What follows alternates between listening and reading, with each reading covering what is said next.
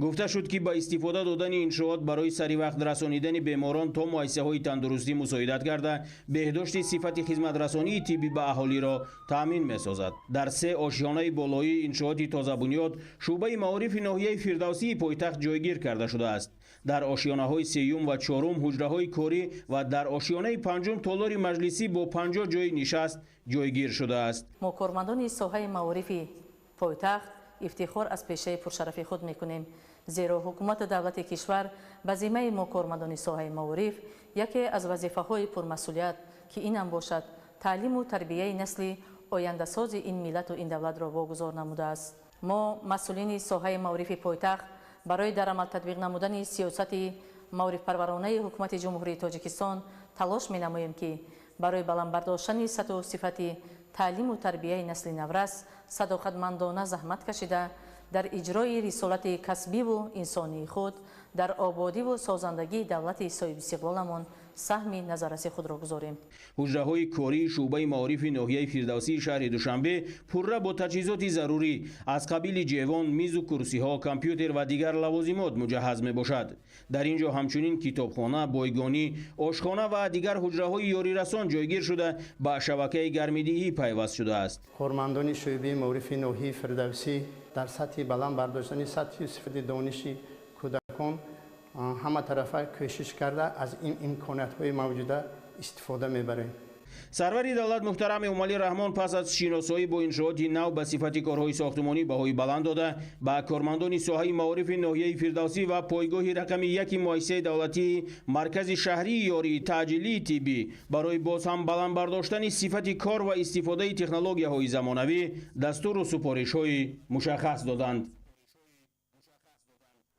10 апрел президенти ҷумҳурии Тоҷикистон пешвои миллат муҳтарам Эмомалӣ Раҳмон ва раиси маҷлиси миллии маҷлиси олии ҷумҳурии Тоҷикистон раиси шаҳри Душанбе муҳтарам Рустами Эмомалӣ дар ноҳияи Синои пойтахт корхонаи заргарии ҷамъияти дорои масъулияти маҳдуди ширкати кӯҳии саноатии Тоҷикистону Чинро ифтитоҳ намуданд. кор дар сехҳо тавассути технологияи муосири чинӣ ба роҳ монда шуда иқтидори коркарди тилло дар як сол 1 тоннаро ташкил медиҳад. муфассал дар гузориши хабарнигорони мо.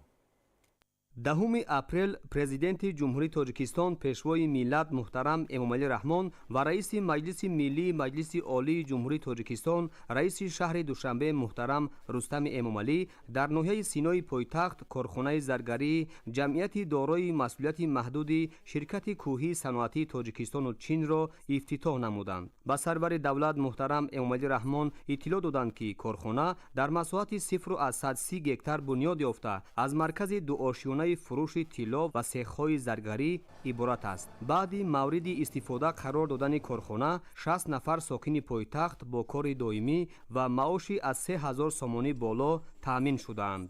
дар баробари он ки донишҷӯ ҳастем ба ин корхона омада кор мекунем. мо технологияро омӯхтем ва аз ӯҳдаи кор мебароем. миннатдории худро ба пешвои миллат муҳтарам Эмомалӣ Раҳмон ва раиси шаҳри Душанбе Рустами Эмомалӣ мерасонем. ман акимон мулоҷима донишҷӯи курси 2 донишгоҳи технология айни ҳол дар инҷо ба кор таъмин шудам. миннатдории худро ба асосгузори сулҳи ваҳдати миллӣ пешвои миллат президенти ҷумҳурии Тоҷикистон муҳтарам Эмомалӣ Раҳмон мерасонам ки дар шаҳри Душанбе корхонаи ширкати кӯҳии саноатии Тоҷикистони хитоб таъсис дода шуд ки мо ҷавонон дар баробари дониш омӯхтан дар инҷо соҳиби ҷои кори хуб ва маоши хуб гардидем. ба корҳои сохтмони корхона соли 2023 аз ҷониби пешвои миллат муҳтарам Эмомалӣ Раҳмон асос гузошта шуда буд. дар маркази фурӯши корхона роҳбари давлат муҳтарам Эмомалӣ Раҳмон бо маҳсулоти он шинос шуда ба сифати корҳо баҳои баланд доданд. кор дар сехҳо тавассути технологияи муосири чинӣ ба роҳ монда шуда иқтидори коркарди тилло дар як сол 1 тоннаро ташкил медиҳад. дар ин ҷо ҳамчунин коргарон маҳсулоти нуқрагӣ аз ҷумла ҷавоҳирот, ороишоти хона ва ашёи рӯзгор истеҳсол мекунанд. дар коргоҳи нуқра имкон аст ки дар як сол то 30 тонна маҳсулоти хом коркард шавад. ман Мирзозода Абдулмаҷид сокини ноҳияи Рашт донишҷӯи курси 2 донишгоҳи технологияи Тоҷикистон мебошам. дар корхонаи заргарии ширкати кӯҳии Хитой ба кор таъмин гардидам. миннатдоргии худро ба пешвои муаззами миллат президенти ҷумҳурии Тоҷикистон муҳтарам Эмомалӣ Раҳмон расонам ки барои мо чунин корхонаҳоро ба корро дароварданд. аз 23 миллиону 800 ҳазор сомонӣ маблағи бунёди корхона 15 миллиону 500 ҳазор сомонӣ барои сохтмони коргоҳҳо ва беш аз 8 миллион сомонӣ барои хариди таҷҳизоту дигар ашёи зарурӣ сарф шудааст. Президенти кишвар муҳтарам Эмомалӣ Раҳмон ба соҳибкорон барои амалисозии чунин тадбири муҳим баҳои баланд доданд. тавре таъкид гардид бунёду ба истифода додани чунин корхонаи заргарӣ дар самти рушди соҳаи саноат ва таъмини шаҳрвандон бо кори доимӣ иқдоми шоиста мебошад. пас аз ифтитоҳи корхонаи заргарӣ дар ҳамин ҷо президенти кишвар муҳтарам Эмомалӣ Раҳмон барои бунёди ду корхонаи нави заргарӣ, корхонаи заргарӣ ширкати ҷамъияти дорои масъулияти маҳдуди ТВА Душанбе саноати кӯҳӣ ва корхонаи заргарӣ ширкати ҷамъияти дорои масъулияти маҳдуди Пакруд санги асос гузоштанд. иттилоъ дода шуд ки ҳар ду корхона дар шаҳри Душанбе бо арзиши лоиҳавии 45 миллион сомонӣ дар муддати 1 сол сохта шуда дар онҳо зиёда аз 100 сокини шаҳри Душанбе асосан духтарону бонувон бо кор таъмин мегарданд. 10 апрел раиси маҷлиси миллии маҷлиси олии ҷумҳурии тоҷикистон раиси шаҳри Душанбе муҳтарам Рустами Эмомалӣ бинои нави маъмурии нозироти андози ноҳияи Шоҳмансури пойтахтро мавриди истифода қарор доданд. гузориш дар ин хусус. صبح امروز رئیس مجلس ملی مجلس عالی جمهوری تاجیکستان رئیس شهر دوشنبه محترم رستم امامعلی بنای نوی مأموری ناظرات انداز در ناحیه شاهمنصور شهر دوشنبه را مورد استفاده قرار دادند. انشاءات نوبنیاد از تخانه و 5 آشیانه عبارت بوده. در آشیانه یکم تالار خدمترسانی به شهروندان، اندازسپارندگان و مجلسگاه با 120 جای نشست جایگیر می باشد. بنای ناظرات انداز در ناحیه شاهمنصور در دایره تدبیرهای سازندگی به استقبال جشن 35 سالگی استقلالیت دولتی جمهوری تاجیکستان بنیاد گردیده. در آن برای 110 نفر کارمند ساحه، شخصان واقعی، حقوقی، صاحبکاران انفرادی و اندازسپارندگان شرایط خوبی کار و خدمت رسانی فراهم آورده شده است. مساحت عمومی انشاءات 2500 متر مربع را تشکیل داده. کارهای ساختمانی سال 2023 آغاز گردیده بود. فرمایشگر انشاءات کمیته اندازی نزد حکومت جمهوری تاجیکستان و پودرچی جمعیت دارای مسئولیت محدود مگا تکنیک انشاءات محسوب می‌یابد. در بنای تازه بنیاد 33 حجره کاری موجود میباشد که هر یکی آن با میز و کرسی و تجهیزات معاصر صحوی مجهز میباشند. نصب دستگاه و تجهیزات و برنامه‌های معاصر صحوی امکان می‌دهد که شفافیت فعالیت ناظرات انداز در مناسبت با اندازسپارندگان تامین کرده شده بدون عامل انسانی و با صرفه وقت پیشنهاد و گرفتن معلومات آید به فعالیت مالیوی و عهده‌داری‌های اندازسپاری انجام داده می‌شود. بنای نوی مأموری ناظرات انداز در ناحیه شاهمنصور شهر دوشنبه با طرح و اسلوب خاص معماری بنیاد کرده شده. همزمان صحنه آن با گل و بوته و نهال‌های آرایشی و سایه افکن آباد و زیبا گردانیده شده است. محترم رستم امامعلی ضمن شناسایی با شرایط فراهم گردیده در این بنا با راهبریت و کارمندان جهت باز هم بهتر و خوبتر به راه ماندن سطح و صفت خدمت رسانی به اندازسپارندگان دستور و مصلحت‌های مفید دادند.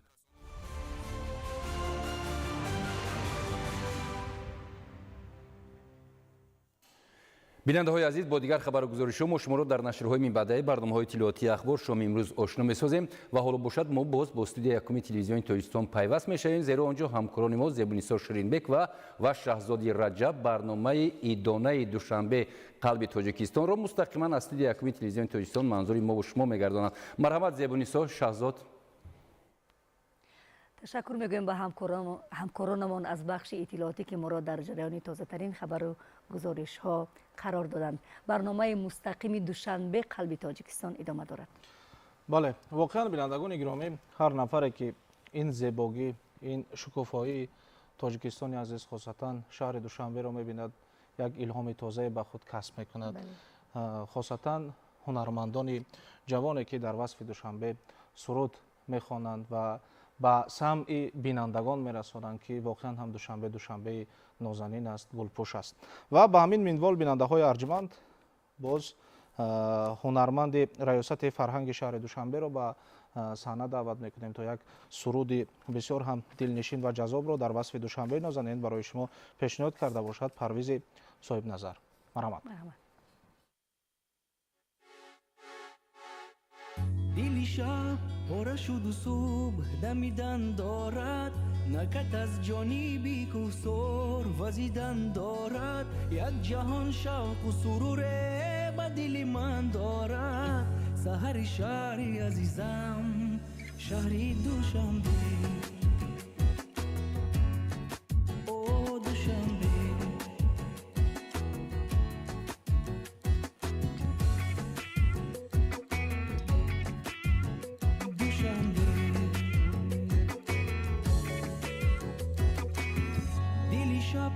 شد و صبح دمیدن دارد نکت از جانی بی کوسور وزیدن دارد یک جهان شوق و سرور به دل من دارد سحر شهری عزیزم شهری دوشنبه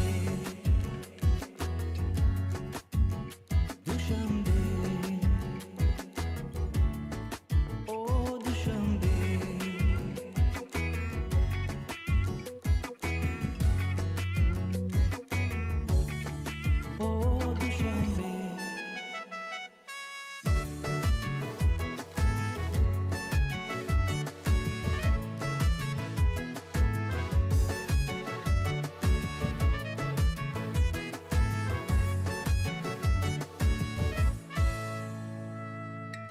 گذرم با دلی پرمهر از این راسته شهر نظر افکنده بهار خانه ارسته شهر بنظیر است به جانی من دل بسته شهر سحر شهری عزیزم شهری دوشنبه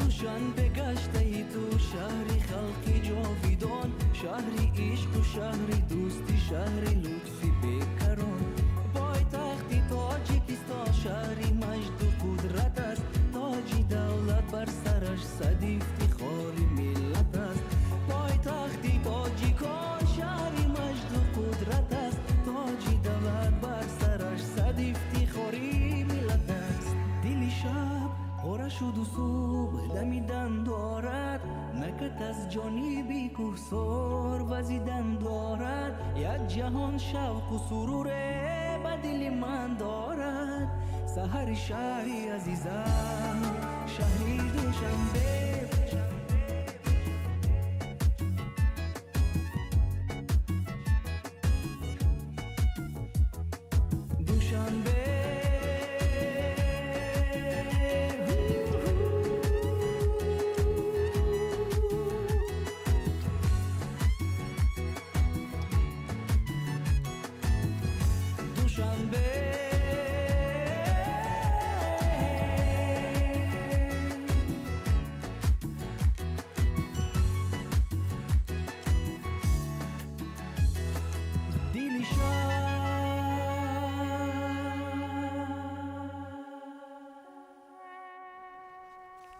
تشکر زیاد.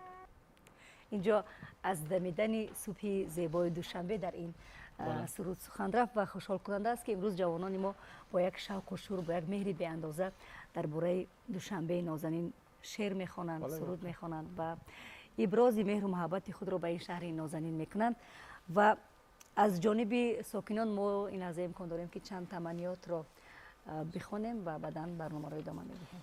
بله، بینندگان گرامی، بار دیگر یادآور میشویم که اول شما سوال، درخواست و یا پیشنهادی دارید می توانید با رقم هایی که این حال در روی اکران های شما نمودار است با ما در تماس باشید و حتما همکارانمان جهانگیر و صبرینه و ما پیشنهادهای شما را ارسال میکنند و ما از این منبر بلند یعنی تلویزیونی در شهر دوشنبه یک باغ با نام دوشنبه بنیاد کرده شود و اینجا ما همگان شاهد هستیم، زبانیستا و استادانی که این لحظه مهمون برنامه ما هستند. واقعا هم تمام باغ‌هایی که در شهر دوشنبه تا 7 8 یا 10 ساله که بنیاد می‌گردد، البته زیر راهبری رئیس شهر دوشنبه محترم رستم امامعلی، این خود باغ دوشنبه یا اینکه تاجیکستان است با این همه تراوت، با این همه زیبایی، با این همه نور افشانی که این باغ‌ها مکمل گردانیده شده است و ساکنان چون به دوشنبه میآیند به این باغ‌های فرهنگی و فراغتی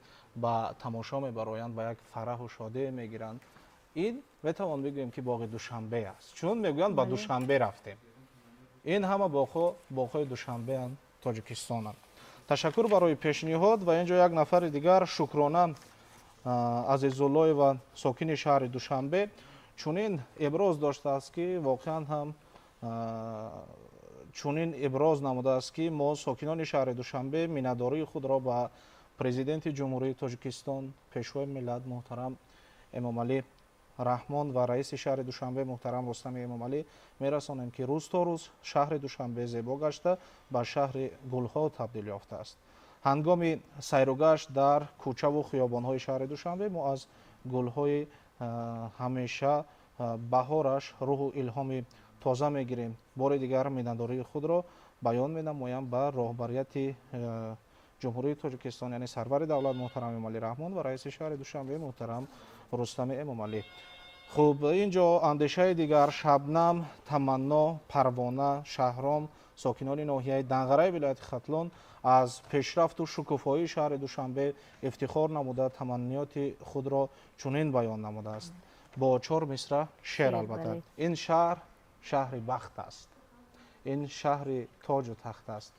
از این رو همیشه گویم شکرانه دوشنبه. واقعا هم شکرانه میکنیم از این آبادی، از صلح و ثبات، از آرامی، از آسایشتگی که ساکنان جمهوری تاجیکستان خاصتا ساکنان شهر دوشنبه در یک فضای آرام و آسوده دیار سیر و گشت می‌نمایند و افتخار از تاجیک بودن خود دارند. خب پیشنهاد دیگر باشد مرحبا. خب برادر و خواهران صالحه عظیمه و قطب‌الدین آدینایف از شهر دوشنبه به استقبال روز پایتخت با تمنیات‌های خیلی نیک ابراز می‌دارند که ما افتخار می‌کنیم که ساکنان این شهر زیبا هستیم و چند مصرع هم خواهش کردن که اینجا قرائت کرده باشیم. ای دوشنبه از جوانی های تو تا حیات من جوانی میکنم، همچو طفل در کنار مادرش در کنارت شادمانی میکنم. واقعا هم یک چیز بسیار مهم است برای هر یک ساکن پاره از بهشت است که او را نام دوشنبه است که در مرکز جمهوری تاجیکستان قرار دارد و آن پایتخت جمهوری تاجیکستان است و امروز تاجیکستان را با سروری پیشوای ملت پرزیدنت جمهوری تاجیکستان محترم امامعلی رحمان میشناسند و همچون پایتخت تاجیکستان شهر دوشنبه را اعتراف میکنند. و بیننده های عزیز چون گفتیم هفته سوم ماه اپریل همچون روز پایتخت در جمهوری تاجیکستان همساله تجلیل میگردد و برنامه مستقیم ما این لحظه ادامه دارد و ما هستیم مهمان کاشانه های شما. امید داریم برنامه ما رو پیگیری میکنید چون بخش و گزارش ها و صحبت ها و سرود های جالب از عنوان این برنامه پیشنهاد شما میگردد و یادآور میشویم که مهمانان نوبتی برنامه ما هستند حسام‌الدین شریفزاده نامزد علم های فلسفه و عبدالفتاح امینزاده نامزد علم های فیلولوژی. خوش آمدید با استودیوی مرکزی تلویزیون تاجیکستان. استادان عزیز و ارجمند، استاد عزیز وقتی که ما شهر میسازیم این اندیشه خود شماست، چون ما قبلا هم صحبت داشتیم وقتی که ما شهر بنیاد میکنیم ما حافظه تاریخی را زنده میکنیم. ما میخواستیم که از جایگاه شهر در تمدن تاجیکان چند سخن گفته باشیم. بله تشکر زیاد و واقعا ببینید وقتی خودید از تمدن شروع میکنیم تمدن اصلا در کجا بنیاد میشه؟ تمدن در شهر بنیاد میشه و در سرگه هر گونه تمدن همون گزارش با مرحله کشاورزی که انسان ها وقتی که به کشاورزی رسیدند یعنی کشاورزی را کشف کردند اون زمان بود که آنها به زندگی مقیمی برگشتند و کسایی به زندگی مقیمی رسیدند اینها بودند که اولین بار خانه داشتند، همسایه داشتند، کوچه داشتند، آرایش دادن، احساس زیبایی پرستی و در همین زمینه است که شهرها هم به وجود می‌آیند. و اکنون اگر امروز مثلا در جهان نظریه‌های گوناگون است درباره تمدن‌ها ولی اگر همه نظریه‌ها رو هم که جمع‌بست کنیم همه نظریه‌ها بر این میرسند که در سرگه همه تمدن‌های بزرگ جهانی تمدن ایرانی قرار دارد. تمدن ایرانی یعنی همین تمدن ما. من ایران گفته ایران تاریخی را در نظر دارم. تمدن آریایی این در سرگاه همه تمدن ها قرار میگیرد.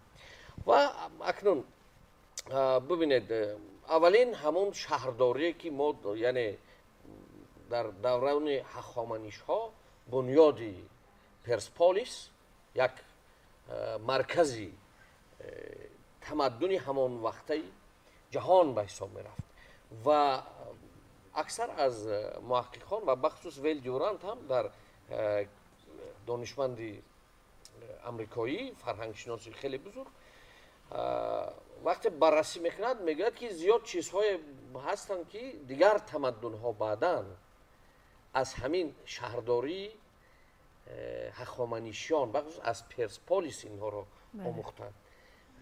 از خود شروع کرده طرزی پوشیدن بناها یعنی نمای بناها و آرایش کوچه ها و همینطور مهمان خانه ها و مهمان سراها اینها میگوید از بنیاد با همین تمدن هخامنشیان تعلق دارن که بعداً دیگرها با این چیز تقلید کردن. و اکنون در درازای تاریخ واقعا مردم ما همیشه در تفکر مردم ما در جوهر اندیشه مردم ما همیشه بنیادکاری است، همیشه سازندگی است و خود رسالت انسان هم در همین سازندگی درج می آورد، آفرینندگی انسان. چون یگانه تفاوت ما با اندیشه و آفرینندگی از دیگر انواع زنده ما فرق داریم و این رسالت همیشه در اندیشه گذشتگان ما جایگاه داشته است که اینها همیشه میخواستند یک چیز آفرند، یک چیز نو به میان آورند و بعداً خودی آفریدن یعنی این زیبایی است، استتیک است و درجه استتیک هم درجه رسیدن به زیبایی شناسی، حد زیبایی شناسی. این درجه تکامل یک تمدن است، یک فرهنگ است، یک قوم است. وقتی اگر با نظر گیگل تکیه کنیم و میگوید که خب پس از تفکر دینی تفکر استتیکی به میان می آید. استتیک، زیبایی شناسی و صنعت، آفرینندگی و بعدا در درجه بزرگ اینها بعد انسان به خرد یا به فلسفه میرسد. و اگر به همین توجه کنیم ما میبینیم که واقعا مردم ما از همون البته در روزهای تاریخ شبه فرازهای زیادی دارد. ما در این شبه فراز میبینیم که ما زیاد ساختیم و دیگرها سوختند. یعنی هر غاصب آمد به این سرزمین ها یک چیزی را سوخت، اما از علنگه های از همون باقی مانده خاکسترهایی که در این تمدن را سوزاندن دوباره باز ما شعله گرفتیم و دوباره ما قد علم کردیم و دوباره ساختیم و در درازای تاریخ همین حالت برای مردم ما بوده است. یعنی ما خوب چی پس از شکست در برابر یونانی دولت ساسانیان ساختیم و دولت ساسانیان هم شما تصور کنید 300 سال تا آمدن عرب این مرکز تمدن جهانی بود، مرکز تصمیم گیری ها بود، یک مرکز علم و فرهنگ و دانش بود و خوب در شکست در برابر عرب 200 سال سکوت، 200 سال خاموشی، 200 سال نابودی، ولی پس از 200 سال باز دوباره ما میبینیم که در سرزمین های ما یعنی باز ما شهر بنیاد کردیم، باز ما آفریدیم، باز به دیگرها آموزانیدیم و همین تاریخ زینه به زینه تکرار شده است. و اکنون چرا من میگم حافظه تاریخی، اینجا مسئله که شما گذاشتید بسیار مسئله مهم است. حافظه تاریخی ما در سازندگی است، در بنیادکاری است، در اندیشه است و حالا که هم در زمان استقلال ما شهر بنیاد کرده استودیم و بخصوص نمای شهر دوشنبه را به یک شهر مدرن و معاصری جهانی تبدیل داده استودیم. اینها همه منشأ میگیرن از همون خاطره تاریخی که ما در درازای تاریخ داشتیم. در درازای تاریخ البته ما در خراسان بزرگ، خب در ورارود بزرگ، فرارود بزرگ ما شهرهای زیاد بنیاد کردیم و حتی در هند هم. استاد بسیار میخواستیم که از این زمان سخن کرده باشیم، از زمان استقلال دولتی، از شکوه استقلال و از این شهر زیبا و نازنینی که قلب تاجیکستان است کمی صحبت کرده باشیم. بله بله و واقعا منطقی صحبت ما هم با دوشنبه پیوست میشود و دوشنبه امروز فکر میکنم که یک اگرچه در سرود ملی آمده است که تو از امید رفتگان ما نشانه ای، من فکر میکنم که همین دوشنبه هم امید رفتگان ما نشانه است و این نشانه بایستی همیشه مجلا باشد، چون امروز ما صاحب دولت هستیم و صاحب دولت بودن پایتخت معین کننده یا معرفگری نمای ملت است و شکرانه دوران استقلال دولتی که یعنی ما با برابر به استقلال رسیدن و یعنی اصلا آرامش یافتن جامعه ما که هرچند در سرگاه استقلال یک برخوردهای هم وجود داشت، ولی پس از آن زینه به زینه شهر دوشنبه با یک شناسنامه‌ای، با یک چهره تمدنی تاجیکی تبدیل یافته است و پیش از همه در این من فکر میکنم که خدمت‌های ماندگار پیشوای معظم ملت و خدمت‌های محترم رئیس شهر دوشنبه رستم امامعلی اند که همه ساله و هر روز اصلا میتوان گفت که در شهر دوشنبه همین یک روند شکل گرفته استوده است که ساعت به ساعت، لحظه به لحظه یک تغییرات چشمرس در همه سمت‌ها به نظر میرسند، چی در سمت بنیادکاری، چی در سمت کوچه و خیابان‌ها، بناهای نو، گشودن کارخانه‌های صنعتی و امثال این. خوب بازگویی چی بله یک واقعه های فرح بخشی هستند که همه روزه به چشم میرسند و اکنون یعنی نه تنها یک نمای بیرونی شهر دوشنبه بلکه ما میبینیم که همه ساله بنیاد شدن مرکزهای تعلیمی، دانشگاه ها، دانشکده ها، کتابخانه ها، خوب تئاترها و مرکزهای معموری و سیاسی نوین، اینها همه از آن گواهی میدهند که واقعا روز به روز با شرافت استقلال، با شرافت بنیادکاری ها و خدمت های پیوسته، دلسوزی های پیوسته همیشگی شهردار محترم شهر ما رستم امامعلی به آن نگرانیده شدند که باید پایتخت تاجیکستان مثل شهرهای امروزه معاصری بین المللی تبدیل یابد و خوشحال کننده آن است که ببینید اگر در بامداد استقلال که یک برخورد، یک فاجعه ملی اصلا میتوان اون ارزیابی کرد به میان آمد ولی و مردم از شهر دوشنبه سر به گریز نهاده بودند، امروز شهر دوشنبه به یک شهری واقعا شهری که در آن تصمیم های سیاسی گرفته می شود، شهری که در آن برگزار شدن جلسه ها، نشست ها، کنفرانس ها و حتی همایش های سیاسی منطقوی و بین المللی گردیده است و همه این از چی گواهی میدهد؟ همه اون از آن گواهی میدهد که واقعا در دور استقلال دوشنبه زیبای ما، دوشنبه ماندگار ما، دوشنبه گلستان تاجیکستان واقعا به یک مرکز فرهنگی، سیاسی و معموری تبدیل یافته است. واقعا چطوری که شما قید کردید، دوشنبه اگر نظر افکنیم از آن زمانی که همچون پایتخت تاجیکستان اعتراف شده است، تاریخی نزدیک به 100 سال دارد.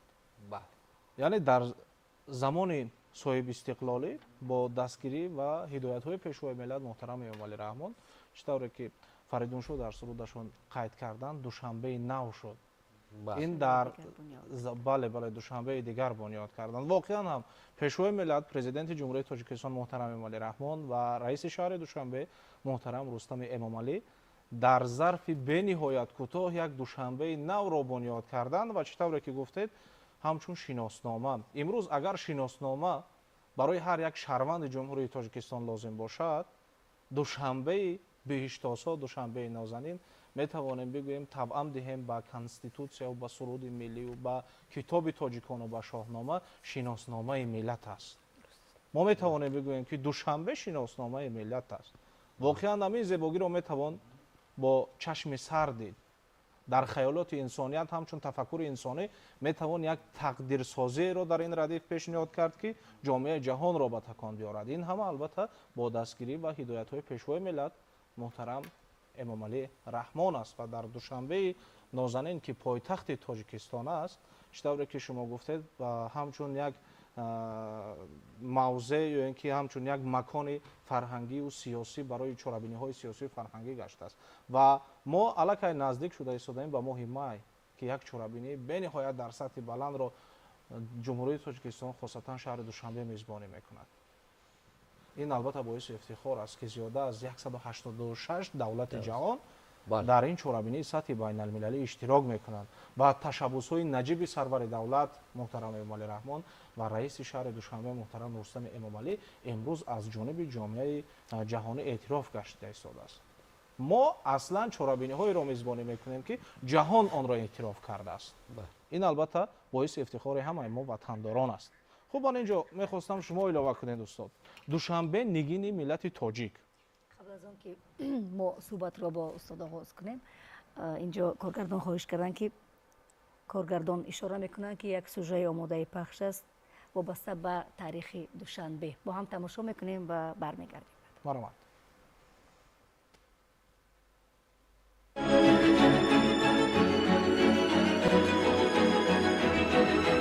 14 октябри соли 1924 аввалин бор мавзеи имрӯзаи шаҳри Душанбе пойтахти Тоҷикистон эълон гардид. як деҳаи кӯчаку хурду назарногир марҳила ба марҳила рушд кард ва ба маркази сиёсиву фарҳангиву иқтисодии Тоҷикистон мубаддал гашт.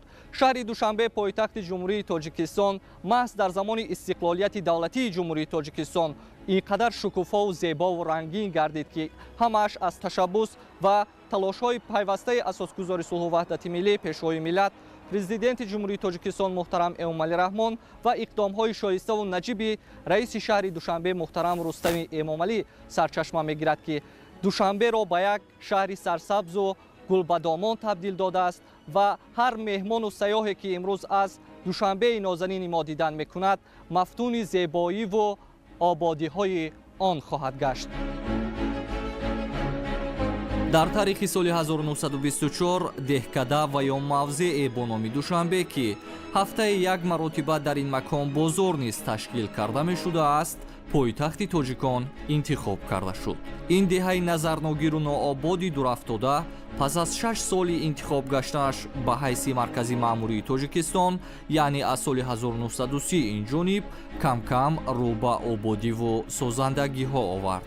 аввалин бор 3 марти соли 1938 ҳукумати Тоҷикистон нақшаи генералии шаҳри Душанберо тасдиқ намуд ки барои 170 000 сокини муқарраршуда сохтумони шаҳр дар соҳили чапи дарёи Варзоб пешбинӣ гардид.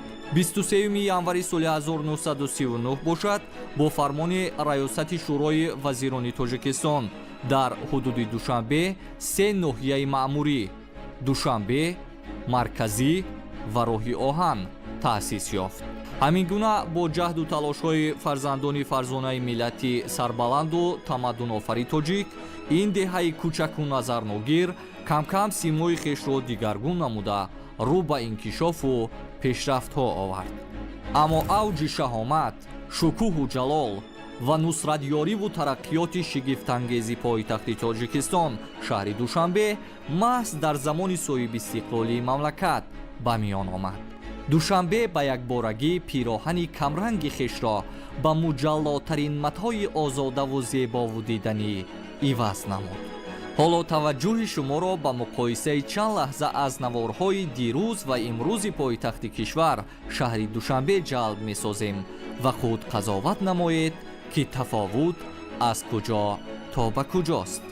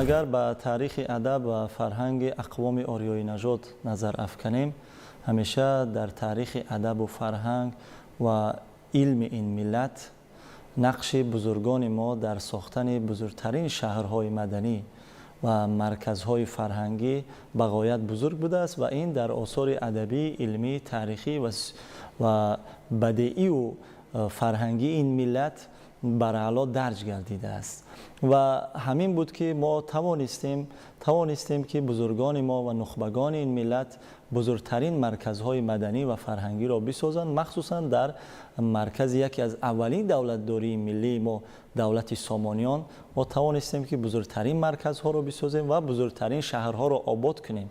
یعنی از این جا برمی آید که گذشتگان ما، باب و اجدادان ما همیشه مردم سازنده بودند، مردم شهرساز بودند و اصلا شهر دوشنبه واقعا هم یک شهر دلربا است و در پیکر تاجیکستان همچون دل فعالیت میکند و امروزها ببینید که طی سالهای اخیر با تشبث بواسطه رهبریت عالی کشور، مخصوصا اساسگزار صلح و وحدت ملی، پیشوای محبوب کشورمان محترم امامعلی رحمان و رئیس شهر دوشنبه، جوان واقعا هم هوشمند و برومند محترم رستم امامعلی، شهر دوشنبه به سابقه پیش رفته ایستاده است و همین را باید گفت که اصلا از لحاظ تاریخی این شهر یک شهر پاک است، شهر مصفا است و قدمجوی عالمان و دانشمندان، متفکران و نخبگان سطح بین المللی این ملت از قبیل استاد صدرالدین عینی،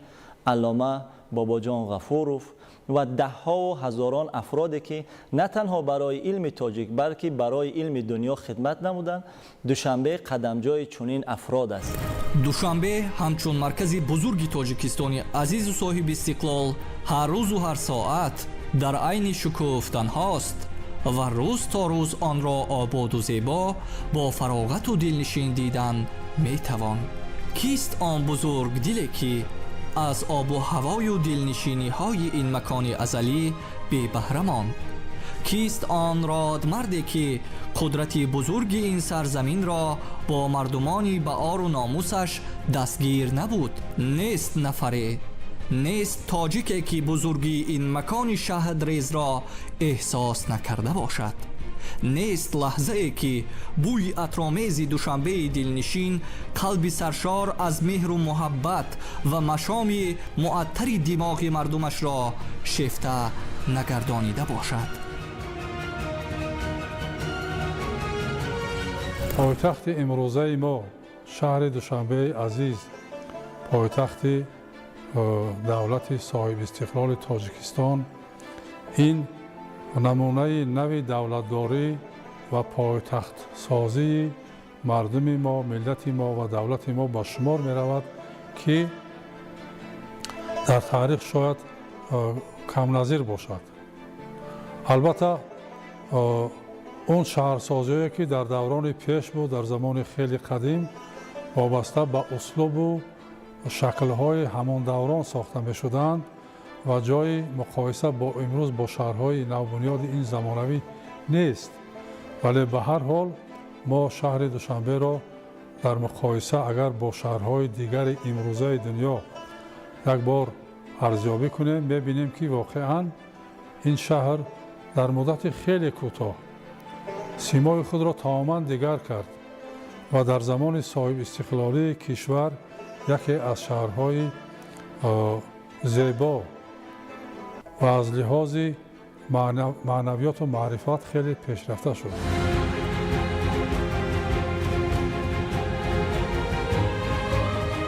بیگذار تاجیکستان صاحب استقلال ما با هدایت و راهنمایی سرور غمخوار و نیکاندیش خود، پیشوای معظم ملت محترم امام علی رحمان، یکی از دولت‌های ترقی کرده دنیا گردد و نام نیکی تاجیک و تاجیکستان و پایتخت مجلا و شکوفای آن شهر دوشنبه تا جاویدان وردی زبانها باشد.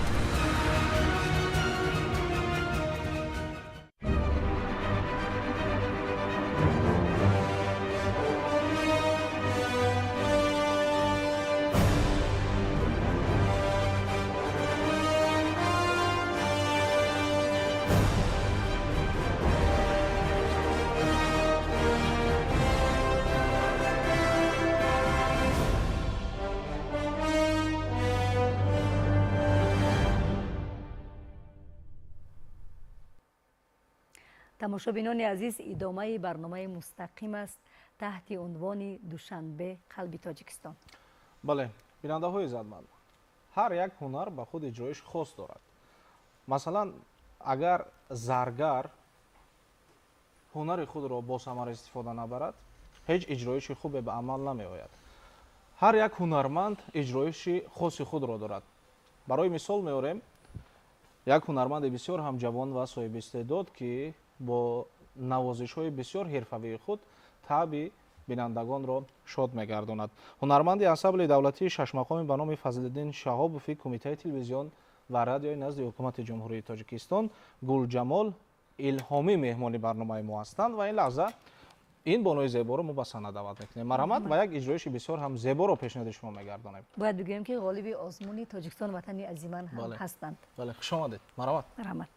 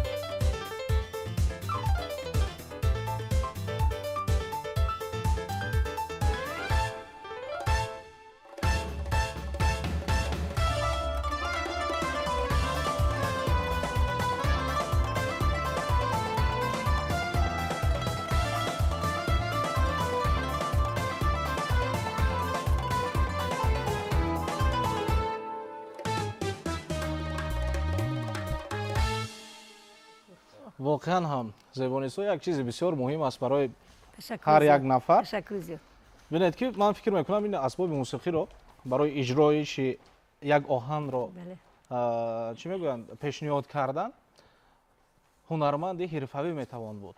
بله. یعنی ببینید که این هنرمند بسیار هم خوب گلجمال در برابر نوازش خوب پیشنهاد کردن به بیننده این چنین یک اصول‌ها یا اینکه نغمه‌های بسیار هم جالب دارد که هم با آهنگ و هم با همون نغمه‌های جالبش بیننده را مفتون خود می‌کند. آفرین. واقعا هم برنامه ما مستقیما ادامه دارد و مهمانان ما در برنامه استاد عیسی‌الدین شریف زاده نامزد علم‌های فلسفه و عبدالفتاح امین زاده نامزد علم‌های فیلولوژی هستند.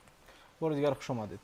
و بیننده‌های ارجمند بار دیگر یادآور می‌شویم که اگر شما سوال درخواست و یا پیشنهاد دارید میتوانید با رقم‌هایی که این حال در روی اکران‌های شما نمودار است با ما در تماس باشید و همکارانمان جهانگیر و صبرینا پیشنهادهای شما رو با ما پیشنهاد می‌کنند و ما حتما از این منبر بلند یعنی تلویزیون تاجیکستان پیشنهاد شما می‌گردانیم زیرا تلویزیون تاجیکستان این تلویزیون ملت است.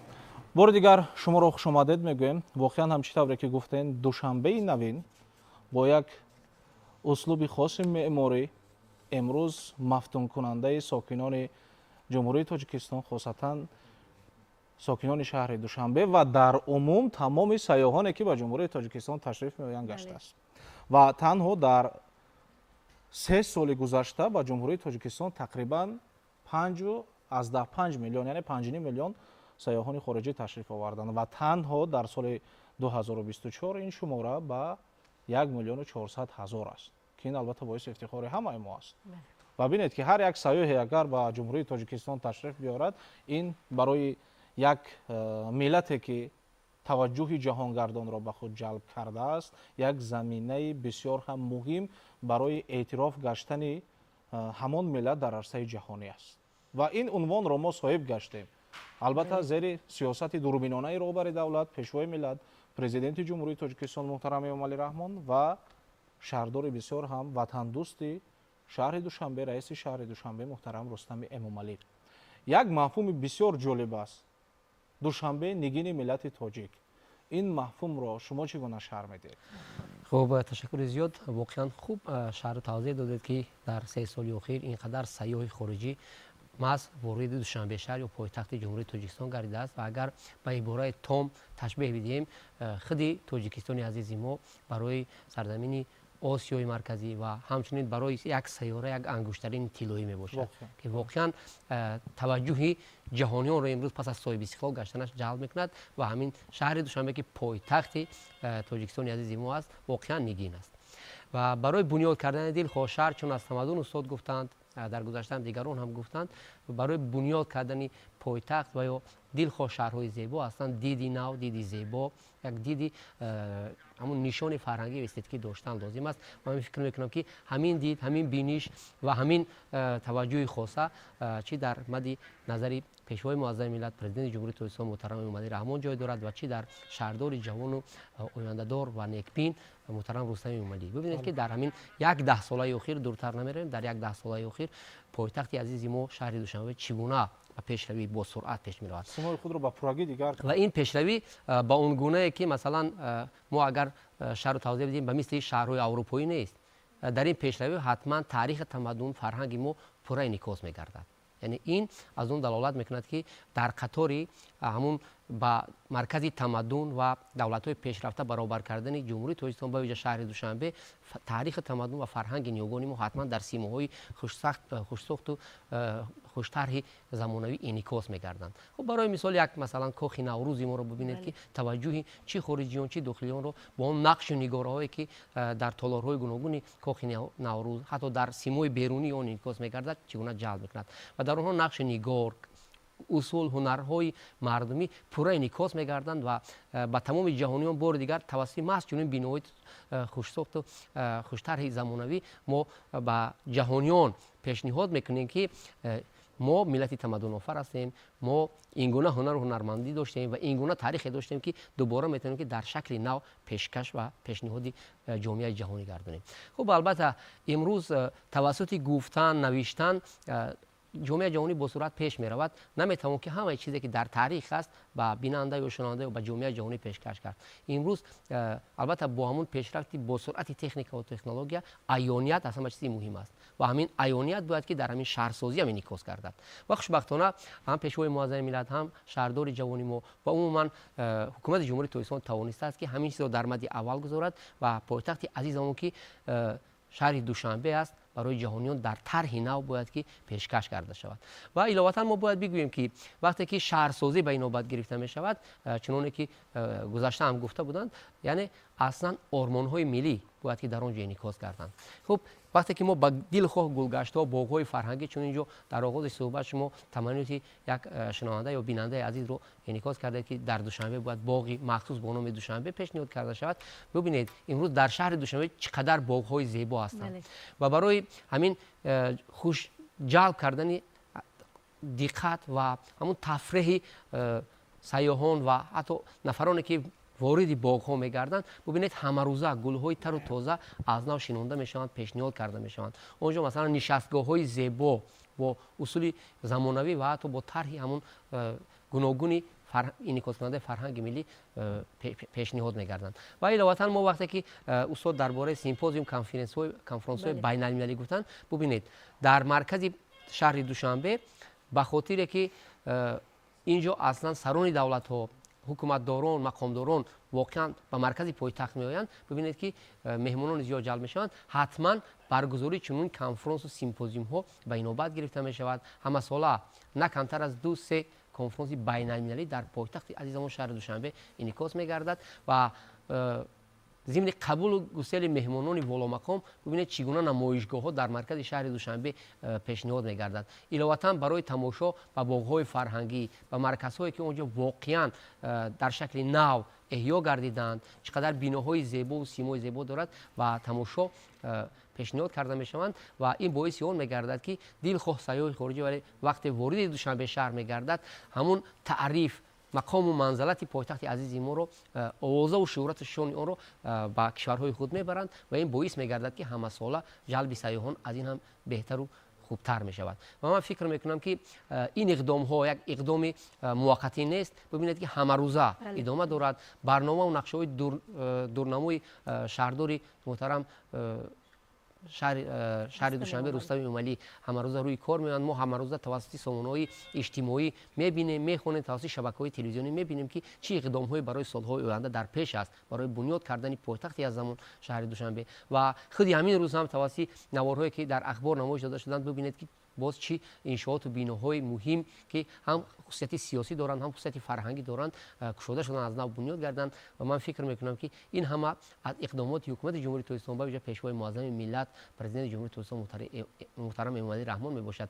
زیرا وقتی در نشست‌های عمومی در واخوری با اهل زیاد و دانشمندان پیشوای معظم ملت درج میکنم میگن که من تمام سیاره رو گشتم با دیگر مملکت ها سفر کردم ولی چون کشوری عزیزمون تاجیکستانی عزیز و مخصوصا دوشنبه پایتخت عزیزمون شهر دوشنبه اینقدر که حسن و تراوت بیشتاسا دارد در هیچ روی دنیا نیست. واقعا در سرودهایی که ما شنیدیم و چون که شاعران هم درج میکنن دوشنبه واقعا قلب است و میگویند که عجب شهری دلدارای دوشنبه چو دل در سینه هم جای دوشنبه یعنی قلب است واقعا دوشنبه و میتوان این شهر رو دوست داشت در کناری و همارزه بود و باش نمود و علاوه ببینید که توسط پیشنهاد و پیامک‌هایی که در همین برنامه مستقیم هم ارائه می‌گردد ببینید که چقدر تکلیف پیشنهاد از شهرهای دیگری عزیزمون از منطقه‌های گوناگون جمهوری تاجیکستان پیشنهاد می‌شود و آنها هم آرزوی این چون نوارهای زیبا را می‌بینند همه روزه توسط سامانه‌های اجتماعی توسط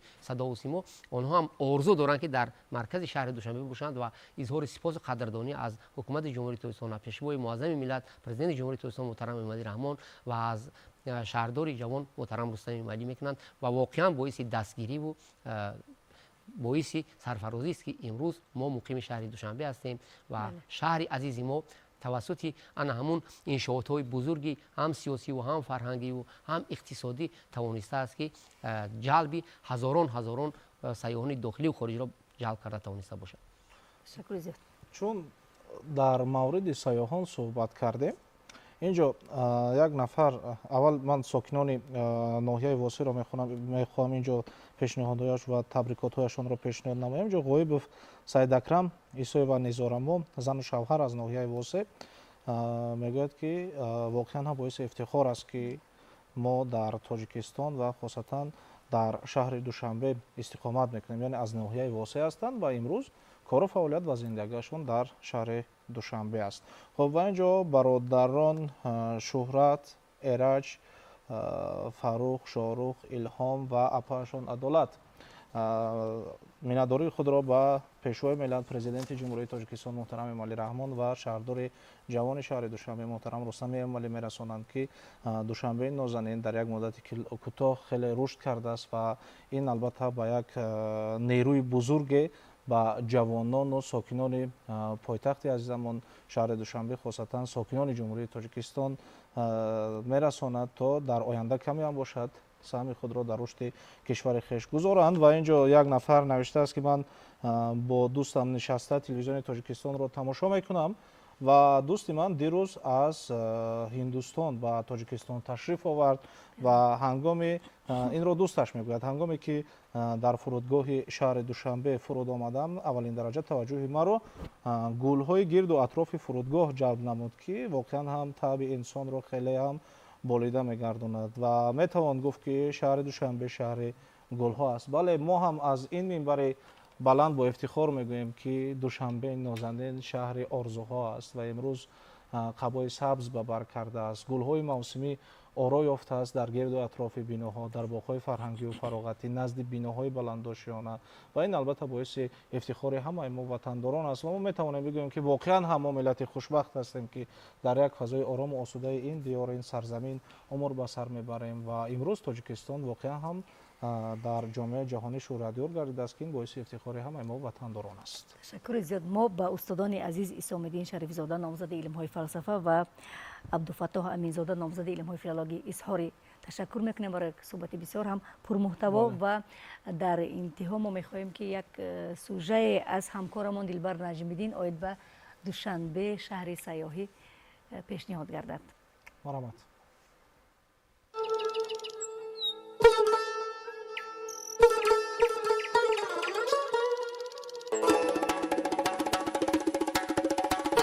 ما در دامان آسوده وطن در کوچه های زیبا و آراسته پایتخت عزیزمان شهر دوشنبه آزادانه قدم میزنیم.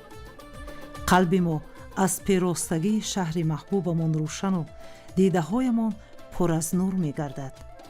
چقدر زیباست هر یک گوشه و کنار شهر دوشنبه.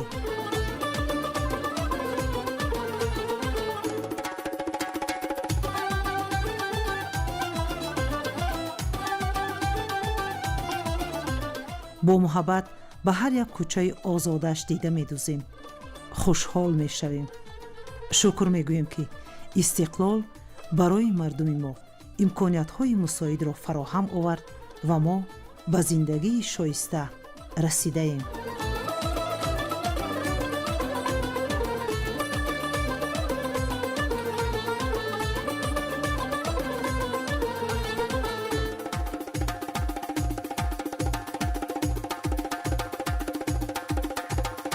چند سال آخر سیمای شهر دوشنبه با کلی تغییر یافت. گلگشت و خیابان و باغ‌های فرهنگی و فراغتی پایتخت گلستان نقشین را میماند. از فیض و برکت استقلالیت و زحمت فرزندان شریف و فرزانه پایتخت مملکت به یک چمنزار پرگل، بستان نازنین و به یک شهر دلارا تبدیل یافته است.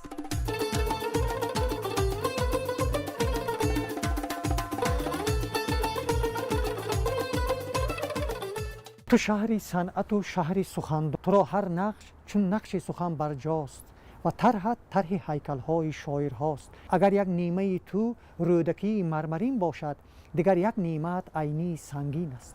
دوشنبه صورت و سیمای تو این است. من همچون یک تاجیک، همچون یک صاحب وطن از پایتخت عزیزم، از شهر مقدس دوشنبه سخت افتخار میکنم. آنچنان افتخار میکنم که یک صاحب وطن از وطنی آزادش افتخار میکنه. دوشنبه در حقیقت امروز به یک گلستان تبدیل یافت و این به گلستان تبدیل یافتن دوشنبه از فیض و برکت استقلال و فداکاری های پیشوای ملت محترم امام علی رحمان و شهردار جوان ما رستم امام علی است.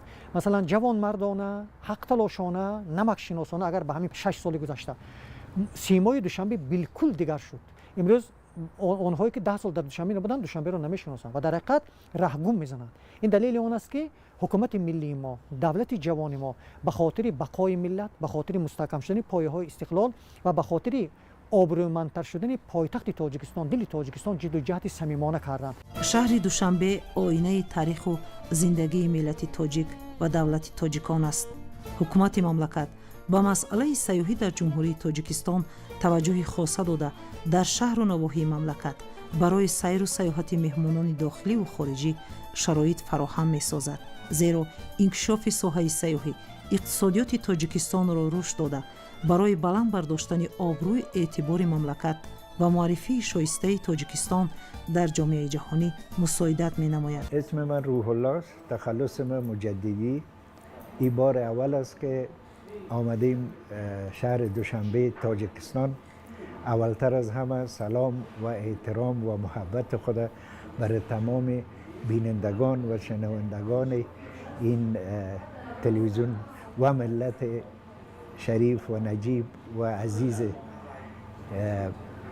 تاجیکستان تقدیم میکنم.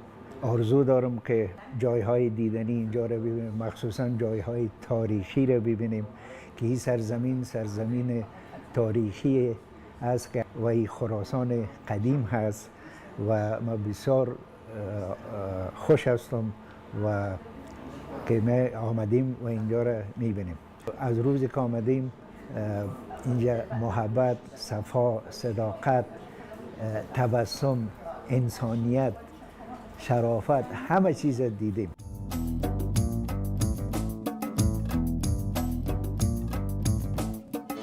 طی چند سال اخیر پایتخت دولتمان شهر دوشنبه سیمای خود را کلاً تغییر داده به شهر آرزوها تبدیل یافته است. در آسیای مرکزی و بیرون از آن دوشنبه همچون جوانترین شهر زیبا، آباد و آسوده معرفی گشته با مرکزی برگزاری کنگرس و سیمپوزیوم، کنفرانسیا و همایش‌های سطحی بلند بین المللی مبدل گشته است. شهر دوشنبه امروز در مقایسه با 5 سال، با 7 سال، با 10 سال سابق یک تحولات جدی، یک تحولات بزرگی را از سر گذرانیده است. شهر دوشنبه شهر است که در آن تمام ویژگی‌های ملی مردم تاجیک و تاجیکستان مشاهده می شود.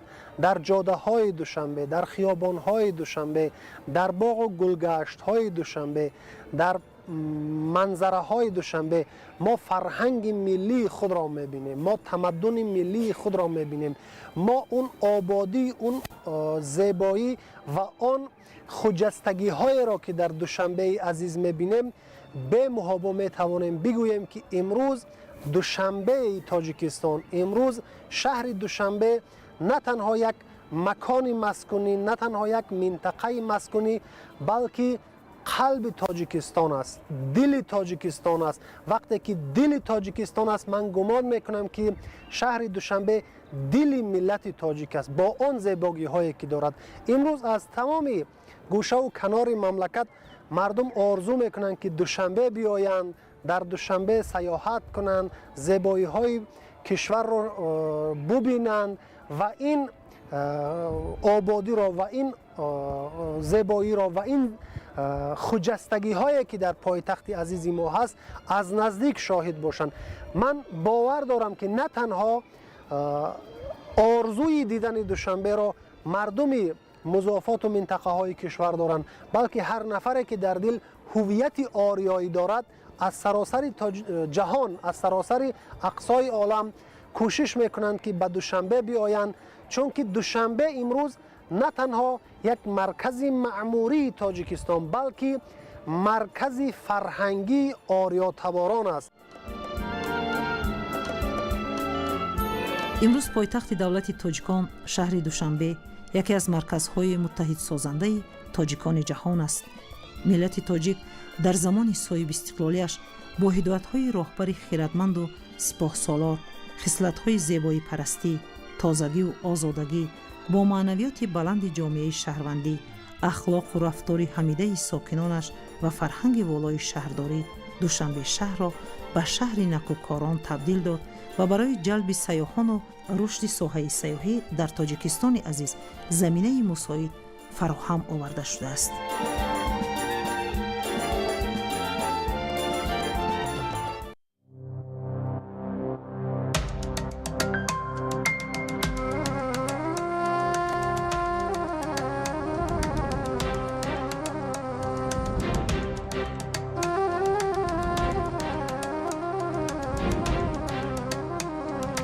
салом мардуми душанбе, субҳ бахайр ба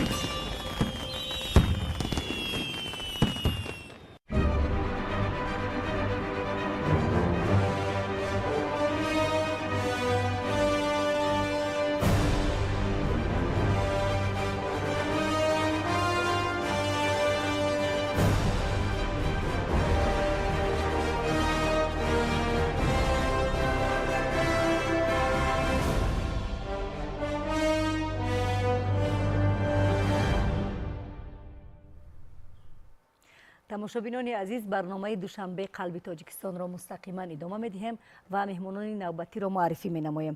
абдувалӣ абдураҳмонзода, директори нашрияи ҷумҳуриявии ирфон ва шукрона ибодзода, иштирокчии фаъоли озмуни ҷумҳуриявии фуруғи субҳи донои китоб аст. шумода воқеан ҳам бинандагони гиромӣ, имрӯз мо чӣ қадаре ки дар мавриди душанбе сухан гӯем кам аст, зеро душанбе худ нигини миллати тоҷик аст, душанбе қалби тоҷикистон аст ва ин ҳама бунёдкорӣ, сулҳу собот, амният, гулкорӣ, умуман зебу зинатро мо бо чашми сар мебинем ва бо чашми дил онро дар амал татбиқ менамоем. хуб, инҷо ман мехостам ба шумо як савол пешниҳод кунам. хуб, муҳаррики асосӣ барои рушд ва тараққиёти душанбеи нозанин, душанбеи биҳиштосод дар замони истиқлоли миллиро шумо дар чӣ зоҳир менамоед? ташаккури зиёд ҳастам. бисёр саволи бомаврид аст.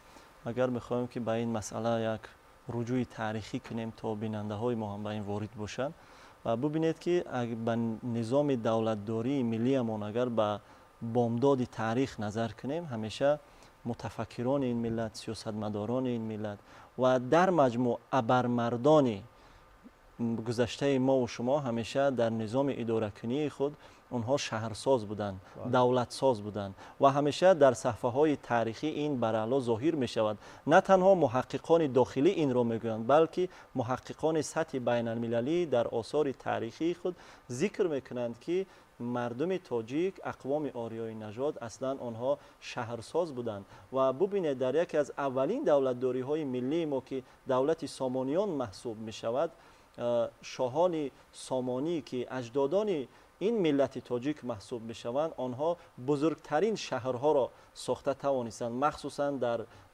در بخارا، در بلخ و بعدا در قسمت های دیگری که در تابعیت آنها بود این کار را انجام داده توانستند و بعدا که این همچون یک خصوصیت ارثی ساختن یک شهرهای متمدن و مرکزی برای این ملت بر جای گذاشته شد. ببینید که علامه باباجان غفوروف از سال 1947 تا سال 1957 راهبری دولت را بر عهده داشتند و آنها کوشش کردند که به زمینه اصلی و اساسی بنیاد یک جامعه علمی را اساس بگذارند.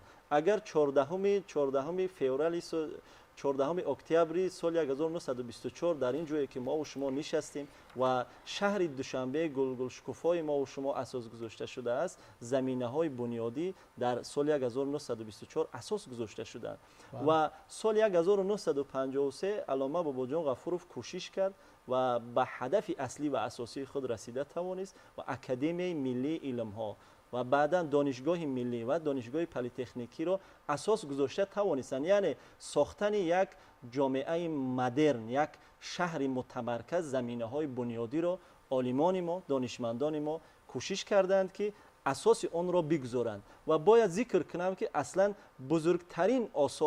بزرگترین آثاری که امروز دنیا را متحیر ساخته است و عالمان دنیا حتی در پژوهش‌های علمی و تحقیقاتی خود استفاده میکنند، آنها در همین دل دوشنبه نوشته شدند. مخصوصا کتاب تاجیکانی علامه باباجان غفوروف و دهها آثار دیگر را ما میتوانیم پیشنهاد کنیم که امروز هم عالمان دانشمندان دنیا استفاده میکنند و آنها در دل دوشنبه نوشته شدند و شهر دوشنبه یک نوع قدمجای عالمان، عارفان، دانشمندان و انسیکلوپدیستان سطح بین المللی بوده است و این شهر واقعا هم یک شهر پاک و به آلایش است، چون که رهبر دولت بیان داشتند دوشنبه عزیز ما و شما قدمجای عالمان است و به شک و شبهه این یک شهر پاک و به آلایش است و ببینید در زمان صاحب استقلالی کشور با اون همه زحمت و ابتکاراتی که پیشوای ملت محترم امام علی رحمان داشتند و امروز هم انجام داده ایستادن، ببینید که در یک مدت خیلی کوتاه 30 سال 32 سال یا که 35 سال در نزد اگر به صفحه‌های تاریخی نظر افکنیم ساختن برای یک شهر مدرن، شهری که برابر با دیگر بزرگترین مرکزهای علمی و فرهنگی رقابت پذیر باشد، این کار غیر امکان است و رهبر دولت ما چون که سخنشون همیشه با عمل یک است این کار را انجام داده توانستند و در یک مدت خیلی کوتاه توانستند که شهر دوشنبه عزیز ما و شما را به یک شهر مدنی، مرکزی فرهنگی و علمی سطح بین المللی برابر کنند و در سالهای اخیر ما و شما میبینیم که دوشنبه عزیز ما و شما واقعا هم به سرعت کیهانی پیش رفته ایستاده است.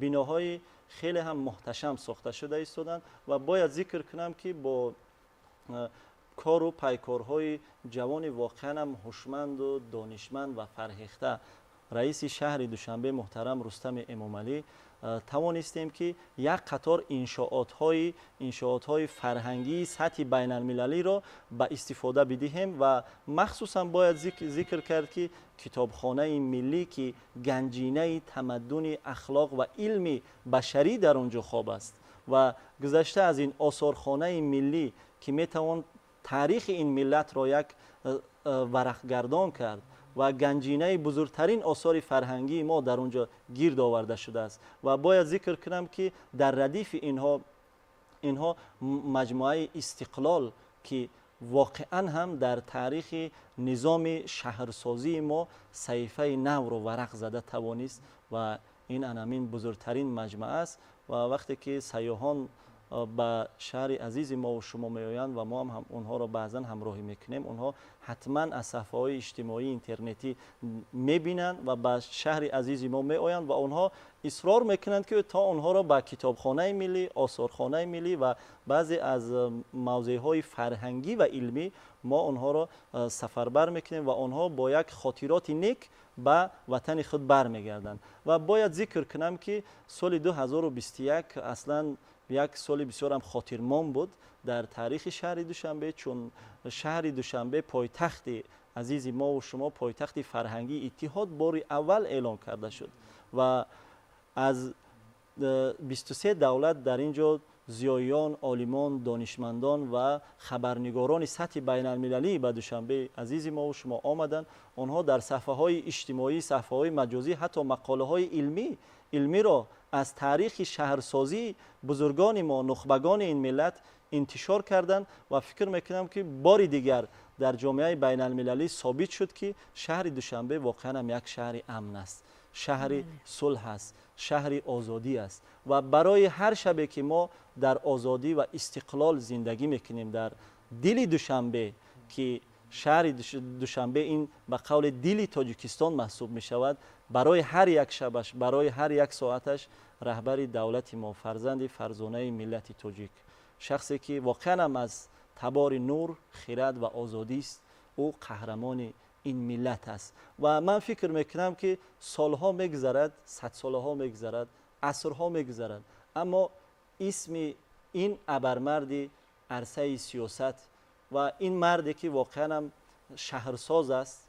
شهر دوست است، ملت دوست است و فرهنگ دوست است، به قول استاد بازار صابر که بیان داشته بودند، اسم این مرد خرد و شریف در طاق قصر ملت با خطهای طلا حتما ثبت کرده می شود. اون قهرمانی ها، اون جانیساری ها و ببینید کار و پیکارهایی که در زمان فعالیت خود انجام دادن رهبر دولت، من فکر میکنم که این کار 100 ساله ها بود و شهر دوشنبه توانست که با رهبری پیشوای ملت محترم امامعلی رحمان و رئیس جوان و هوشمند محترم رستم امامعلی در یک مدت خیلی کوتاه راه 100 ساله ها را پیموده باشد و امروز وقتی که ما به دولت های خارج سفر میکنیم، حتی در کنفرانس های بین المللی وقتی که سفر داشتیم، شهر دوشنبه میتواند که با بزرگترین دولت های مقتدرترین پایتخت های دولت ها رقابت پذیر باشد و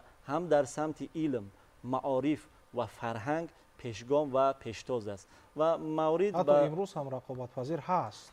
مورد به ذکر خاص است که واقعا هم امروزها بزرگترین چاره‌بینی های سطح بین المللی در دل تاجیکستان یعنی شهر دوشنبه گذرانیده می شود و ما میزبان چندین چاره‌بینی های سطح بین المللی بودیم که تمام خلق عزیزی ما شاهد بودن و شاهدهای سطح بین المللی هم بودن و در وسایل اخبار عامه ما و شما شاهد بودیم که چگونه ترغیب میشد شهر دوشنبه و موافق آخرین تحلیل هایی که ما در شهر دوشنبه گذرانیدیم باید ذکر کنم که امروز 376 کتابخانه در شهر دوشنبه فعالیت میکنند. اگر ما سالهای قبلی رو تحلیل کنیم این یک نوع نشانداد رکوردی است و قسم زیادی همین کتابخانه ها با ادبیات های تازه نشر تامین هستند و همه ساله در حدود شهر دوشنبه آزمون شهری بهترین کتابخانه در حدود شهر دوشنبه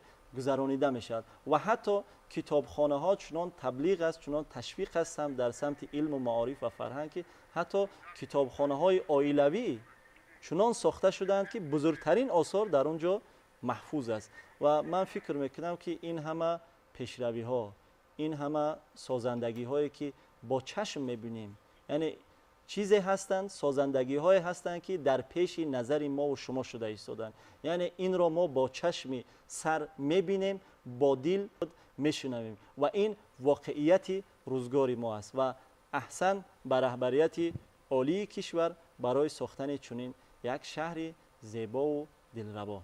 تشکر زیاد.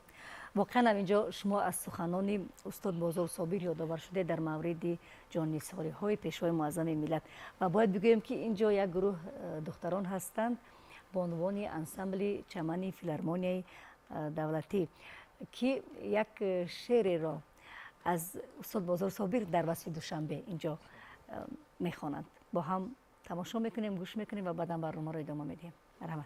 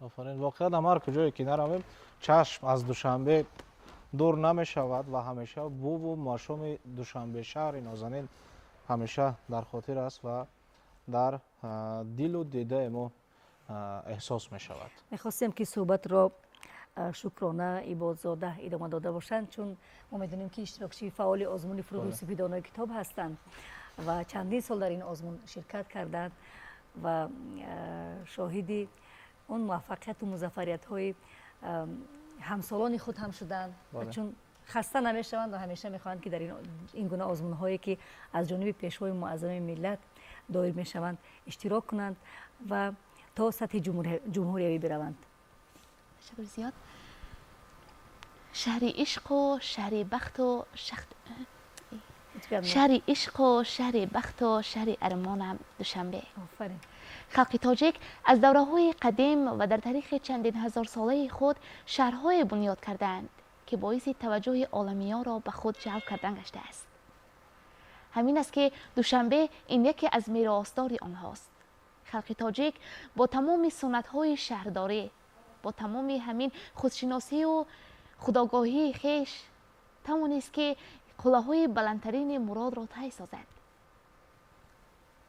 در حقیقت ما جوانان زاده دوران استقلالیت میفخریم و همیشه باعث افتخار است که در چنین یک شهر آسایشته، شهر بیشتاسا اون به سر میبریم و تحصیل مینماییم. ناگفته نماند که جوانمرد و فرزان ملت پیشوای معظم ملت محترم امام علی رحمان با چنین یک جان فداکاری های خیش کلید خوشبختی ها را به دست ما داده است تا که ما میتوانیم آزادانه گویا در همان بهشتی باشیم که بتوانیم از تمام نعمت‌های آن فراوان استفاده بریم. تشکر زیاد. استاد اینجا این دختر جوان و این جوان دختره که چندین بار در این آزمون‌ها شرکت کردند از دوشنبه نازنین سخن گفتند و اینجا شما در مورد آن سخن کردید که کتابخانه ملی تاجیکستان که اینجا مرکزی برگزاری همه گونه چهاربینی‌ها و به خصوص مرکزی برگزاری آزمون جمهوریوی فروغ صبح اداره کتاب است و چنین جوان دختران در این گونه آزمون‌ها اشتراک می‌کنند. در دوره جمهوریوی این آزمون محض در همین کتابخانه ملی تاجیکستان می‌گذرد. خب چی تاثیر دارد این همه شکوه و شکوهمندی‌ها، این همه آبادکاری‌ها، بنا کردن این گونه انشاءات‌های عظیم فرهنگی در تقویت خودشناسی جوانان ما؟ بسیار درست قید کردید. اصلا آزمون هایی که از جانب پیشوای ملت محترم امام علی رحمان طی سالهای آخر راه اندازی گردید، جهت بیداری نسل نورس و جوان و عموما قشرهای گوناگون جامعه نقش بسیار کلیدی و استراتژی بازید. چون ما در زمان برخورد تمدن ها قرار داریم و در این مرحله حساس تاریخی و حساس سیاسی است و یگانه ملت میتواند همون ارزش های ملی خود را حفظ کند که جوانان او با دانش های ادبی، علمی، تاریخی و سیاسی مسلح باشند. یعنی تاریخ خود را خیلی خوب آگاهی کامل داشته باشند از تاریخ گذشته خود، چون تاریخ، دانستن تاریخ ساختن امروز است. و از آزمون جمهوریوی فروغ صبح دانایی شما یادآور شدید که این هم خوشبختانه در مرکز شهر دوشنبه یعنی در کتابخانه ملی همه ساله گذرانیده می شود و باید ذکر کنم که اصلا ملت تاجیک و مردم تاجیک همیشه مردم کتاب دوست و کتابخوان بودیم ما و همین بود که مادران بزرگ ما و شما زیر بالش فرزندان خود کتاب میگذاشتند تا فرزندان ما با علم و دانش، مدنیت و معرفت و فرهنگ بلند انسانی و علم دوستی به وایه برسند.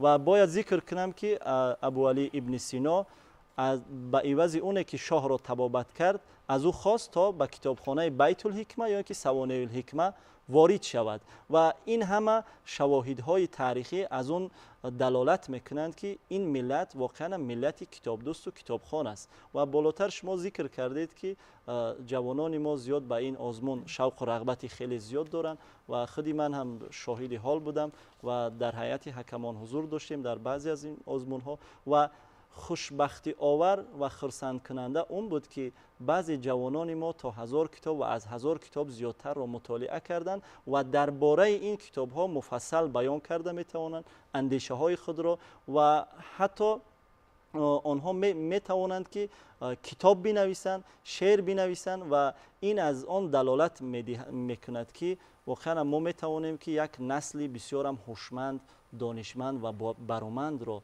تعلیم بدهیم، تربیت کنیم. و امروزها با ابتکار به واسطه رهبریت مقامات اجرایی حاکمیت دولتی شهر دوشنبه و مخصوصا با دستگیری رئیس جوان و هوشمند شهر دوشنبه محترم رستم امام علی آزمون های زیاد در شهر دوشنبه در قلمرو شهر راه اندازی گردیده است که بسیار جوان ها از آنها برخوردار هستند و جایزه های خیلی زیاد هم در این آزمون ها پیش بینی کرده شده است. و از مرکزهای علمی فرهنگی در اینجا یادآور شدیم.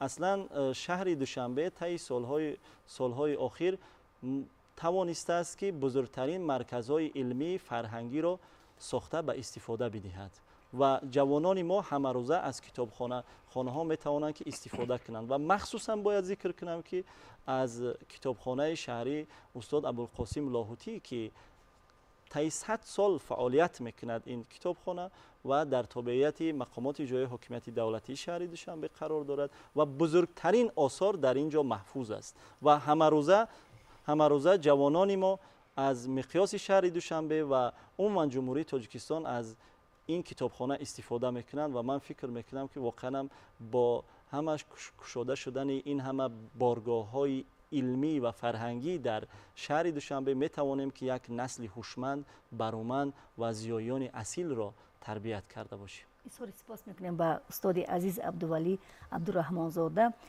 و شکرانه عبادزاده از صحبت بسیار هم صمیمی و ما چند SMS پیامک رو اینجا پیشنهاد میکنیم.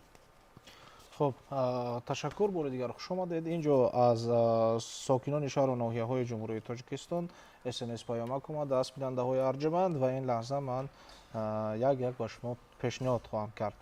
абдуқодир моминзод сокини ноҳияи деваштичи вилояти суғд гуфтааст мо бо аҳли пайвандон барномаи мустақими ин телевизиони дӯстдоштаниро тамошо карда истодаем.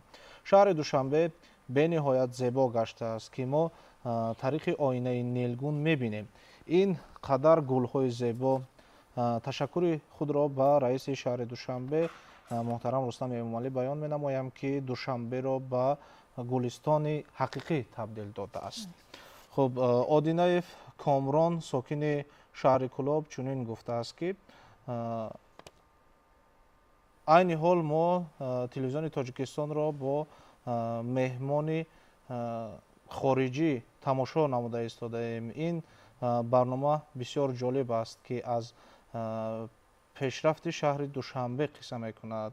бовар кунед ин меҳмон аз хориҷ аст, мегӯяд ин қадар шаҳри зебо, шукуфон, нозанин ва ҳамеша сабзро дар ин кишвари зебо мебинам ва ин бори аввал аст ки ман чунин шаҳрро мебинам. ташаккур ба шумо барои бисёр ҳам як барномаи зебо ва телевизиони тоҷикистон ки худ бар телевизиони дӯстдоштании тамоми сокинони ҷумҳурии тоҷикистон аст ва ҳамеша чунин барномаҳои мустақимро дар ҷашнҳои миллӣ пешниҳоди бинандагон мегардонанд. умед дорем ки дар оянда низ бениҳоят зиёд мешавад. сипос ба гурӯҳи эҷодии телевизиони тоҷикистон ва роҳбарияти ин даргоҳи эҷодӣ. ташаккур ба шумо нест ки барномаи моро умуман барномаҳои телевизиони тоҷикистонро пайгирӣ мекунед. чуноне ки дар идомаи барнома гуфтем, телевизиони тоҷикистон ин телевизиони миллат аст.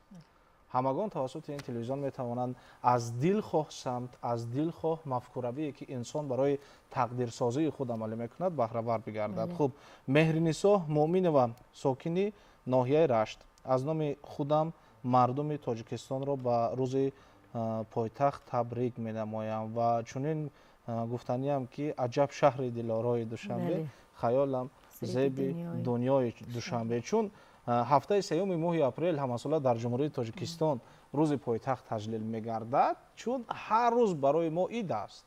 ҳар рӯз барои мо рӯзи пойтахт аст, ҳам рӯз барои мо иди миллӣ аст. ва ин сокини ноҳияи деваштич умуман сокини ҷумҳурии тоҷикистон нест, тамоми сокинони ҷумҳурии тоҷикистонро ба муносибати рӯзи пойтахт таҳният мегӯяд. хуб нафари дигар раҷабова фирӯза аз ноҳияи ёвон миннатдории самимии худро ба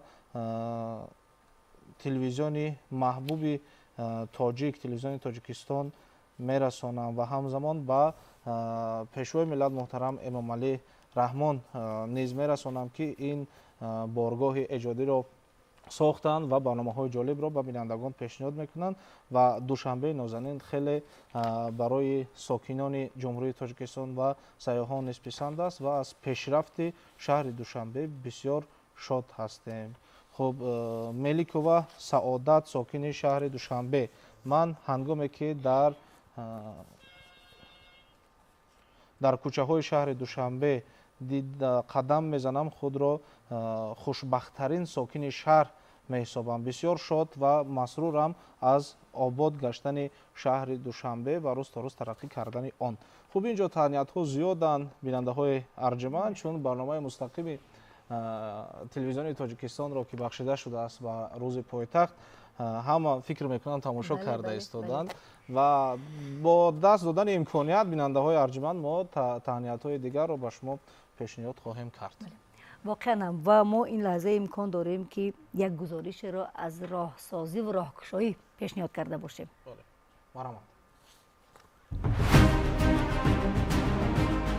татбиқи лоиҳаҳои ҷадид дар самти бунёд ва азнавсозии роҳҳо дар заминаи нақшаи генералӣ дар шаҳри душанбе чун тарҳҳои муосири шаҳрсозӣ амалӣ мешаванд ки ояндаи наздик имконоту шароити муосирро аз ҷиҳати инфрасохтор ва коммуникатсия муҳайё месозад.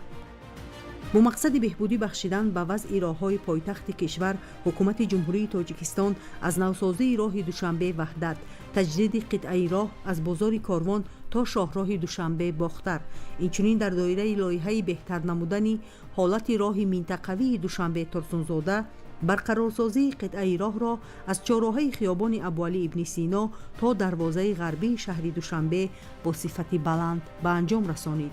ساختمان و بنیاد راه‌های ماشینگرد و آهن در شهر دوشنبه مطابق با معیارهای شهرسازی معاصر راه‌اندازی گردیدند. 22 ایون سال 2016 در محله 82 پایتخت ساختمان و بنیاد اولین استکادا آغاز گردید. کارهای ساختمانی استکادا و اجرای با صفت آن پیوسته زیر نظارت قطعی پیشوای معظم ملت پرزیدنت جمهوری تاجیکستان محترم امامعلی رحمان و رئیس مجلس ملی مجلس عالی جمهوری تاجیکستان رئیس شهر دوشنبه محترم رستم امامعلی قرار داشت. در برابر جریان داشتن کارهای ساختمانی در انشاءات مذکور 13 اپریل سال 2018 به مرحله دوم لایحه قطعه راه از هیکل ابوعلی ابن سینا تا دروازه غربی شهر دوشنبه آغاز بخشیده شد. مرحله دوم از مجسمه ابوعلی ابن سینا تا دروازه غربی شهر دوشنبه از نوسازی راه ماشینگرد و بنیاد چهارراهه سه قبطه‌ای نزد مجسمه ابوعلی ابن سینا را در بر گرفت. در هر دو مرحله های ساختمان چهارراهه‌های سه سطحه برای انجام کارهای ساختمانی مؤثرترین تکنیک صاحبی جلب گردیده نظارت صفت ساختمان از جانب کارشناسان بین المللی و داخلی به طور دائمی براه مانده شد. تلاش‌های پیوسته پیشوای معظم ملت محترم امامعلی رحمان و عملی نمایی تدبیرهای وطندوستانه رئیس شهر دوشنبه محترم رستم امامعلی پس از 2 سال کارهای ساختمانی ثمر آورد. 5 سپتامبر سال 2018 اولین استکادا در مرکز جمهوری شهر دوشنبه مورد بهره برداری قرار گرفت. 4 سوی نو از 3 سطح عبارت بوده در برش خیابان نصرت الله مخزوم با خیابان باباجان غفورов قرار دارد. مرحله دوم لایحه مذکور که ماه اپریل سال 2018 آغاز گردیده بود 10 ایون سال 2020 با صفت بلند انجام یافت. طبق لایحه چهارراهه خیابان سینا که در اینجا قبلا مجسمه ابوعلی ابن سینا گذاشته شده بود پوره از نوسازی گردید. کارهای از نوسازی راه با در نظر داشت ساختمان چهارراهه سه قبطه، ساختمان راه با پل در 2 سطح از 2 طرف خیابان نصرت الله مخزوم با خیابان سینا اجرا گردید. این چهارراه نیز از 3 سطح راه دورادوری عبارت می باشد. در دوره اقدام‌های بنیادکارانه مقامات اجرایی حاکمیت دولتی شهر دوشنبه 5 پل راه آهن در شهر دوشنبه با رعایت معیار و طلبات ساختمانی از نوسازی کرده شد. سال 2017 پل‌های راه آهن در کوچه احمد دانش و خیابان سعدی شیرازی تعمیر گردیده با طلبات زمان معاصر مطابق گردانیده شدند. 19 مارس سال 2018 اساسگزار صلح و وحدت ملی پیشوای ملت محترم امامعلی رحمان و رئیس مجلس ملی مجلس عالی جمهوری تاجیکستان رئیس شهر دوشنبه محترم رستم امامعلی در خیابان حافظ شیرازی واقع در نزد مؤسسه دولتی نوروزگاه پایتخت پل راه آهن را مورد بهره برداری قرار دادند. ضمن مورد بهره برداری قرار گرفتن پل راه آهن به پیشوای ملت محترم امامعلی رحمان لایحه تعمیر پل راه آهن خیابان ابوعلی ابن سینا معرفی کرده شد. 30 اپریل سال 2020 در ناحیه سینای شهر دوشنبه بعد تجدید و از نوسازی پل راه آهن در کوچه های مرادالله شیرعلیزاده و اسدالله غلاموفی خیابان باباجان غفورov برای استفاده سپاریده شد. در دایره نوسازی 5 پل راه آهن در حدود شهر دوشنبه در برابر تعمیر و ترمیم خطهای راه آهن بالای پلها با پنجره‌های منقش آهنی آرا داده شده، علامت‌های آرایش آن را تجهیزات روشنی دهنده زینت علاوگی می‌بخشند. رشد و پیشرفت بی‌سابقه شهر دوشنبه شهادت از آن می‌دهد که واقعاً هم وارثان خودشناس رسالت شهرسازی تاجیکان را سربلندانه انجام داده ایستادند. این روزها کارهای لایحه‌کشی ساختمانی و روند بنیاد راه‌ها در شهر دوشنبه در اوج بوده. برای بلند برداشتن سطح انفراساختار کمیونیکاسیونی در پایتخت جمهوری تدبیرهای مهم عملی می‌گردند. 13 مارس سال 2023 برای از نوسازی راه کوچه عبدالاحد قهارov تصمیم گرفته شد. نوسازی راه از خیابان سعدی شیرازی تا درآمدگاه ناحیه رودکی در اساس نقشه ژنرالی شهر دوشنبه صورت گرفته است. از نوسازی کوچه عبدالاحد قهارov در دایره اقدام‌های بنیادکارانه شهرداری جهت اجرای دستورهای راهبر دولت برای به شهری پیشرفته تبدیل دادن پایتخت جمهوری عملی می شود. درازی راه 6.6 کیلومتر را تشکیل نموده از دو سمت برای واسطه های نقلیات 8 خط حرکت ساخته می شوند. در قسمت های علاهیده راه 2 خط علاهیده دیگر برای نقلیات جمعیتی پیش بینی شده است. در این مسیر 5 راه دو سطح مطابق با طلبات جهانی بنیاد می گردند. ساختمان راههای دو سطح کوچه قهاروف در برج خیابان نعمت قره‌بایف، در برج کوچه ساحلی با ازنم‌سازی پل بالای دریای دوشنبه، در برج کوچه قهاروف با خیابان حافظ شیرازی و در برج خیابان سعدی شیرازی با خیابان صدرالدین عینی با ازنم‌سازی پل راه آهن آغاز می گردد. مطابق گردانیدن راه‌های شهر دوشنبه به استانداردهای جهانی و ادامه تطبیق لایحه‌های جدید در سمت بنیاد راه‌های دو سطحه و سه سطحه از اراده و عزم وطنسازی و وطنداری راهبریت مقامات اجرایی حاکمیت دولتی شهر دوشنبه منشأ گرفته تحولات کلی و سازندگی‌های بنیادی را تجسم می‌نماید. 5 دکبر سال 2024 پرزیدنت جمهوری تاجیکستان پیشوای ملت محترم امامعلی رحمان و رئیس مجلس ملی مجلس عالی جمهوری تاجیکستان رئیس شهر دوشنبه محترم رستم امامعلی با کارهای انجام یافته در آبادانی و نوسازی خیابان اسماعیل سامانی پایتخت و پل ماشینگرد در بالای دریای دوشنبه شناس شدند. در رفت آرایش پل ماشینگذر که از دو کنار راه 6 قسم را تشکیل می‌دهد با استفاده از کنسترکسی‌های آهنی 15 نقطه اداره کنی ساخته شده با درازی 473 متر پنجره‌های آهنین دارای طرح و اسلوب معاصر نصب گردیده است. بلندی آرایشات کنسترکسیونی در قسم‌های علاهیده از 16 تا 21 متر را تشکیل می‌دهد. با بنیاد، تعمیر و نوسازی راه و کوپرک‌ها در شهر دوشنبه سطح خدمت‌رسانی در ساحه راه و نقلیات پایتخت به مراتب بهتر و با صفت گردید. خریداری اتوبوس و ترولبوس‌های معاصر و بهتر نمودن فضای خدمت‌رسانی نقلیاتی، حجم بارکشانی و مسافرکشانی با همه نمود نقلیات رشد نمود. جهت تطبیق برنامه رشد نقلیات برقی در تاجیکستان برای سال‌های 2023-2028 قرار رئیس شهر دوشنبه درباره تصدیق کنسپسیای به نظام برقی گذاشتن نقلیات مسافربری پایتخت برای سال‌های 2023-2026 از 5 ایون سال 2023 مورد عمل قرار داده شد. بار اول 8 الکترومبیل 10 ینور سال 2022 در شهر دوشنبه مورد استفاده قرار گرفته واردات چنین نمود واسطه نقلیات مرحله به مرحله افزایش یافت.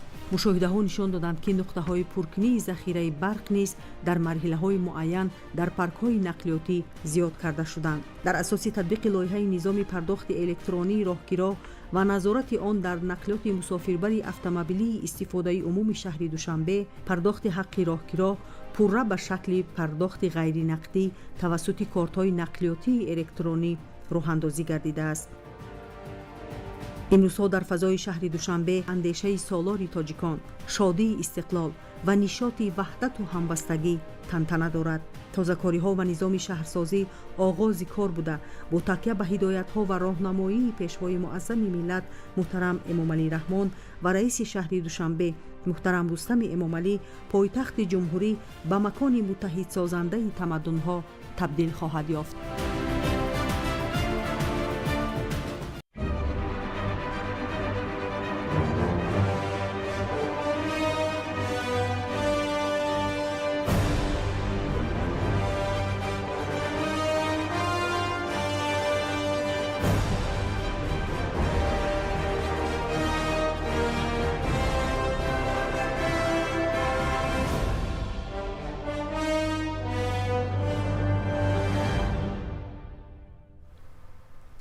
тамошобинони азиз, барномаи мустақими мо таҳти унвони душанбе қалби тоҷикистон идома дорад ва меҳмонони барномаи мо ҳастанд кароматло олимов академик ва ҳамзамон аслиддин салимов номзади илмҳои фалсафа. хуш омадед ба студияи марказии телевизиони тоҷикистон.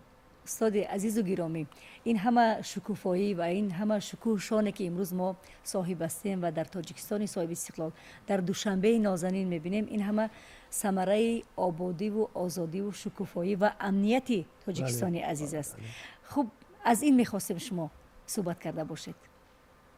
душанбе барои ман бисёр азиз аст. бале, барои ҳама, лекин барои ман махсус мегӯям ки чунки وقتی که به دوشنبه آمده بودم 16 ساله بودم، دانشجو شدم. امسال مرا از سال 59 گوییم اگر چند سال می شود؟ 66 سال می شود. بله بله. جوانی و تمام عمر ما در همین جا گذشت، بعضی سفرها. بنابراین از همان دوره در مدت 60 سال وقتی مقایسه میکنم شهر در پیش نظرم چی بود و باز امروز چگونه شده است. بله. همچون نوار در نظرم نمودار می شود. و وقتی از دیه آمده بودیم بناهای 3-4 آشانه در نظر ما بسیار بلند می نمود، پایتخت. ولی وقتی که دانشگاه را تمام کردیم و باز و اسپیرانتور داخل شدیم، سفرها بود و مسکو و دیگر جاها، می دیدیم که عمارت های بسیار بلند آشانه، شهرهای محتشم داشته می آمدیم. نظر ما به این عمارت ها پست می نمود. آرزو می کردیم که کی این قامت دوشنبه بلند می شود. ببینید که به تدریج امروز شهر ما شهر واقعا هم از جهت قامت، هم از جهت صفت و هم از جهت آبادی گل و گلزار و این شهر واقعا جوانی و شهر آشکار شده است. بله. وقتی در حقیقت مخصوصا پیشترها مهمانهای خارجی می آمدن، مهمانخانه هایی که سطح جهانی به جوابگو باشد نبود. خجالت میکشیدیم کمتر، هرچند که ما شخصیت های عالی رتبه مهماندار نبودیم ما. لیکن به هر حال همین کی این خیلی یک شهر ما زیبا شده مثل شهرهای دیگری پایتخت های بزرگ میشده باشد. امروز خوشبختانه شهر ما در حقیقت شهر زیبا و هر کسی که از خارج میبیاد با افتخار این شهر زیباترین، این گل و گلزار و طرز معاشرت و آداب جوانها و اهل جامعه ما، این همه نعمت بزرگ استقلالیت است. و در حقیقت دوشنبه مرکزی چاره‌بینی های بسیار بزرگ بود. وقتش به اگر مقایسه کنیم، من همین استاد ترسونزاده مثلا در داستانهایشان، من از جمله حسن عرابکش شعرهای گفتگی، دی دوشنبه کهنه بود امروز شد به چشم جهانیان فیروز، و حالا در دوره گفته بودند که دوشنبه حالی هنوز این زیبایی رو نداشت. بله. ولی در نظر آنها که خودشون آباد کرده بودند، در همون اولین بناهای پایتخت را اشتراک کرده، کانسمال‌های اولین، در حقیقت شهری و تدریج زیبا شد، پایتخت شد. و ما امروز افتخار میکنیم که بزرگترین چاره‌بینی های علمی، فرهنگی، سیاسی در کشور ما، پایتخت ما صورت میگیرد. و مخصوصا سالهای اخیر، چند سال اخیر میبینیم که دوشنبه واقعا شهر زیبا شده است.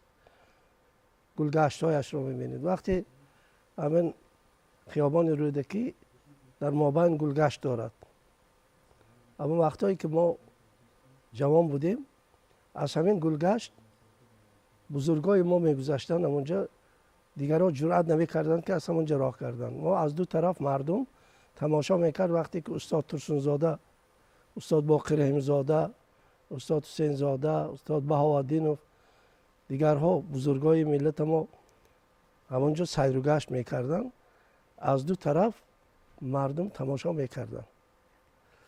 امروز ببینید شهر ما چنان شده است که همه جایش جای تماشا، این راه ها و بناها. مثلا همین خیابان عینی را میبینیم و نام استاد عینی را. من با سپارش های جناب عالی چندین سال وقتی که رئیس کمیسی جمهوری ما آید به کارهای یونسکو بودم، سپارش ها میدادن، سفر میکردیم. در مرکز پاریس یک کوچه بسیار زیبا است. همین کوچه استاد عینی میبینم، به خاطر میاد که از اون کوچه های اروپایی و پاریس زیباتر به نظر می اومد. در نزد استانخانه پاریس است. بله. و این یک نعمت بزرگ استقلالیت است. البته جوان ها باید دانند که با چه زحمت این کارها شده است. یک وقتی بود که شهر ما یک شهر بی نور می نمود در نظر. شهر یک ماتم زده بود. سالهای اولین 90 و اثر اون واقعه های ناخوشی که شده بود. شب و روز اکثریت مردم در نوبت نان می ایستاد. ساعت سلامت به خانه هر کس برآمده داشت ساعت سلامت بیاد گفته آرزو میکردیم. امروز ببینید امنیت شب و روز برابر است. بله. خارجی ها هم داخلی ها هم خود ما هم اصلا هوای تازه دوشنبه گل و گلزارهای باغ‌های نفس میکشیم. ببینید با تشبث پیشوای ملت ما محترم امام علی رحمان چقدر باغ‌ها و میدان‌ها پیدا شدند. باغ استاد رودکی ببینید چقدر زیبا است. باغ استاد عینی، باغ فردوسی رو می‌بینید. باغ کوروش کبیر، باغ نوایی رو می‌بینید. این باغ‌هایی که در دوره صاحب استقلالی اینقدر به وجود آمدند یا که تعمیر شدند زیباتر شدند، این همه فیض و برکت استقلالیت است و سروری عاقلانه خردمندانه جناب عالی است. و من که بسیار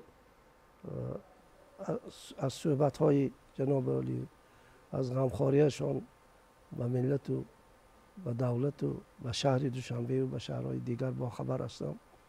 همیشه فکر آبادی وطن رو میکنم، آرامی وطن. ببینید خود سرور دولت ما به یک شخصیتی بزرگ بین المللی تبدیل یافتند که هر جا رویم افتخار میکنیم. و بارها در همین وقتی که در پاریس اولین بار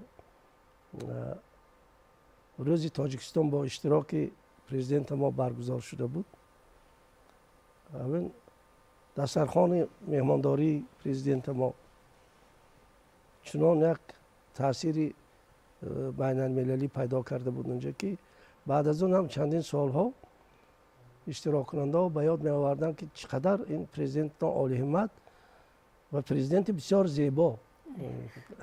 این هم یک تالیه است.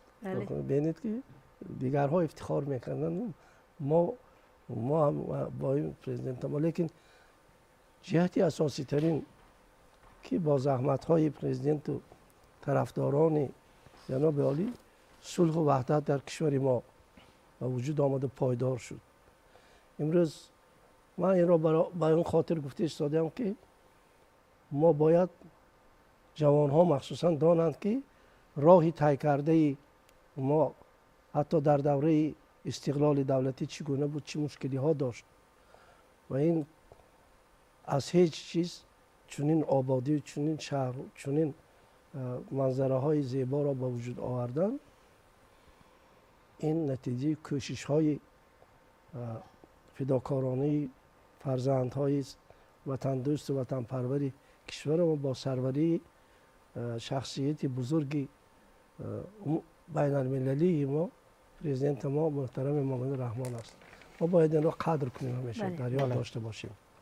تشکر استاد. شما فکر میکنم که با یک دستاویز هم آمده اینجا یک کتاب شما است تحت عنوان انوار مهر. مهرنامه های شما هستن اینجا. تشکر. درباره وطن ما مخصوصا دوشنبه من مقاله های شعرهایم نوشتم، چون که شهر جوانی و شهر دلارا و اون سرودهایی که اولین بار ما میشنیدیم، عجب شهر دلارای دوشنبه، شعر استاد باقر امزاده، شعرهای استاد ترسونزاده، از کوی بلند است روان آب دوشنبه، شعر ترسونزاده را می‌خوندیم. ما هم در پیروی درگاه از اون احساسی که داریم و افتخاری که داریم بعضی شعرها ایجاد کردیم، مقاله های. یک شعر مثلا در داستان درباره وطن ما راه طی کرده نوشتم، اونجا درباره شهر دوشنبه است. حالا با شما بیننده‌های عزیز قرائت میکنم. دوشنبه شهر آباد و دلارا شد از نو شهر عشق و آرزوها، همه جا پاک و گلزار و چمنزار، رهش قرریز و چون آینه هموار، عمارت‌های چون کوه و آسمان بوس، رهاره سرو و کاج و توبی و توس، عجب سرسبز باغ و کوچه هایند، تماشاگاه و خیلی دلربایند، جوانانش خوشندامند و زیبا، چه خوش شهری جوانی گشت اینجا، چه خوش که پایتختی ما جوان شد، بدون بحث شهری عاشقان شد، و هر جا قصرهایی با شکوهند، زی استقلال دارد قصه و پند، درآید هر کسی بر کاخ نوروز، شود مفتون این کاخی دل افروز، چو باغ رودکی گردید بنیاد، شد از آن روح استاد ادب شاد، و باغ عینی گردشگر نمایی، تراوت بر دل و بر جان فزایی، بیا بر باغ فردوسی تماشا، که آن افسانه باشد بی محابا، نشانی دوستی باغی نوایی، وزد زینجا نسیمی آشنایی، دوشنبه شد کنون شهری امانی، نماند از آن خرابی ها نشانی، جوانی هم در اینجا پشت سر شد، در اینجا بخت با من هم سفر شد، در اینجا یافتم یاران بسیار، که با من بوده در مشکل مددگار، گرفتم درس ز استادان نامی، که دادند از خرد پند و پیامی، بسی شادم که دارم زندگانی، و پیری هم در این شهری جوانی. تشکر زیاد. و می‌خواستیم که اینجا بله اینجا می‌خواستیم که استاد درباره دوشنبه قدیم و دوشنبه نوین صحبت انجام دهند. دوشنبه قدیم و دوشنبه نوین را شما چگونه ابراز می‌دارید؟ مرحمت. سلامت باشید. مقصد اصلی و نهایی کوشش انسانیت این در اصل رشد و باز هم به پیش قدم گذاشتن خود انسانیت بوده است. تجربه دنیا بیانگر آن است که یگانه راهی که انسان و انسانها را در همه دور و زمان نجات می‌دهد این علم بوده است. محض به همین خاطر هنوز سرور دولت سال 2006 گفته بودند که دولت به علم نمی شود. در همین زمینه رشد دولت، رشد همین خلق وابسته به اندیشرانی ملی ما است. از این رو در مورد شهر عزیزمان که استاد سخنهای نجیب گفتند، علاوه بر این باید تاکید کنم که هنوز وقتی که من بار نخست به دوشنبه شهر آمده بودم، سر اول به نزد استاد اکادمیک کرامت الله عالموف که استادم آمدم و خواهش به اسپیرانتورا برای علم رفتن خود را ابراز کردم و استاد اینا با قناعتمندی با دلخوشی پذیرفتند و خودشان ما را سروری کردند، رهبری کردند و می سزد در همین زمینه باید گفت که یکی از خدمت‌های بزرگ پیشوای ملت هم امروز عبارت از آن است که انا همین خیل انسان‌های بزرگ را، انسان‌هایی که به درک علم، به درک واقعیت جهان امروز سرفهم می‌روند، همین خیل استادان با مسئولیت را برای ما دوشنبه را چگونه می‌بینید؟ و دوشنبه نوین را چگونه از من نظر شما چگونه و در زمین و در برابر همین امروز باید گفت که دوشنبه که امروز ما در آن عمر به سر میبریم، در حقیقت تحولات های کلی از دوشنبه پیشینه دیده می شود. در حقیقت رشد پیشرفت علم، پیشرفت و ترقی آبادی کشور و روز از روز گلگل شکوی شهر را ما در همین زمینه مشاهده می نماییم. خب تشکر زیاد. بار دیگر اظهار سپاس که دعوت ما را پذیرفتید و به استودیوی مرکزی تلویزیون تاجیکستان تشریف آوردید. تشکر زیاد و استاد میخواندید آمدی هم شاید علاوه دارید استاد؟ ولی بعد اون که مثل نوار از نظرم میگذرد همیشه، چون که سالهای زیاد که اینجا بودیم چاره‌بینی های بزرگی سیاسی گفتیم بین المللی میگذرند و بینید که بزرگان ما رو در همین دوره در دوشنبه چگونه تجلیل کردن. جشن ابن سینا را گرید، فردوسی شاهنامه را گرید، رودکی استاد رودکی را گرید، استاد عینی، استاد ترسونزاده و چاره‌بینی های بزرگ مثلا امام اعظم که جشنی در اینجا جشن گرفته شد، اساسگذار مذهب حنفی. و ببینید که خارجی ها حتی دیندارای بزرگ دنیا آمدند و پرزیدنت ما بسیار اظهار مینتداری کردن که در همین دوشنبه زیبا ما فکر نمی کردیم که خود ما همین جشنی اساسگذار مذهب حنفی را گذرانیم، لیکن پرزیدنت تاجیکستان محض این کار را کردند که برای شناساندن امام ابو حنیفه سببگار شدند. همچنین اقدام نوبتی که پیشوای ملت گرفتن برای تجلیل 2550 سالگی اعلامیه کوروش کبیر. بله. این یک دستاورد بسیار بزرگ است فکر میکنم در زمان استقلال. بله. جشن کوروش کبیر یکی از اساسگذاران دولت اولین گگل گفته بود که اولین دولت را در دنیا فارس ها یعنی تاجیک‌ها را هم در نظر داریم و وجود آورده بودند. بعداً دیگرها ملت ها دولت سازی کردند. از این جهت انا همین مسئله افتخار بزرگ بودن ملت ما و دولت داری برای پیشوای ملت ما یک جای افتخار است و هم شناسانیدن ملت ما و گذشته های ما به جهانیان است. ببینید که همه آن کوشش هایی که در پایتخت چاره‌بینی هایی که میگذارند همه برای معرفی ملت، معرفی دولتی صاحب استقلال ما است. این کار بزرگ است.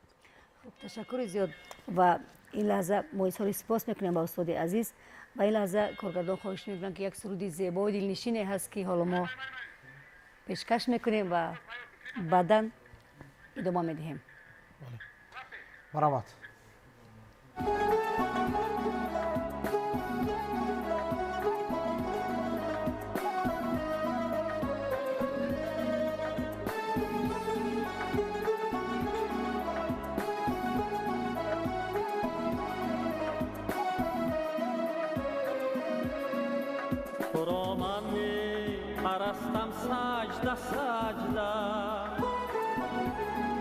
چو همتن می پرستم سجده سجده چو میهن می پرستم سجده سجده الا شهری جوانی شهری جانی الا شهری جوانی تو هم سینی منی داخونده بنیا تو هم سانی منی داخونده آبا تو هم جنسی منی داخونده اولا الا شهری جوانی شهری جانی الا شهری جوانی بیمان از وحدت آباده ببینم سرای وحدت آباده ببینم برادر وار همزاده ببینم الا شهری جوانی شهری جانی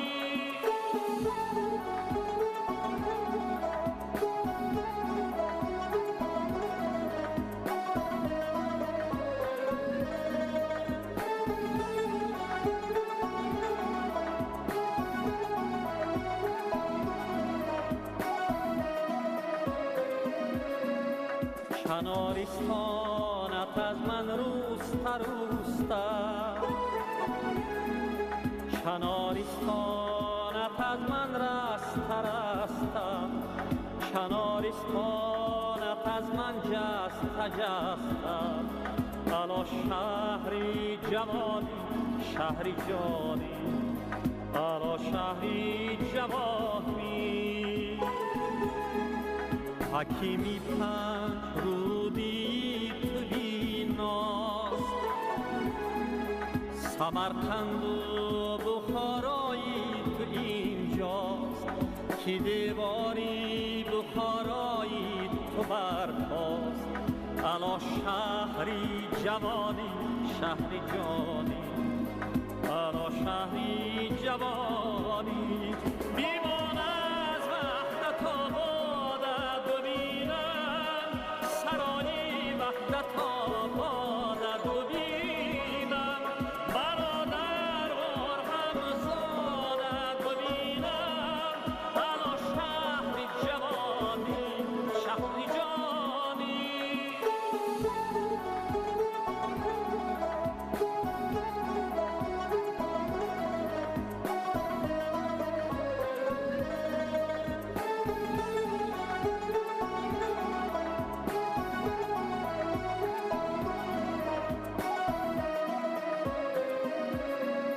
اگر ویرانه تختی جمد نیست هزاران سال نقشی رستمت نیست زیارتگاهی نیکویی کمت نیست الا شهری جوانی شهری جانی الا شهری جوانی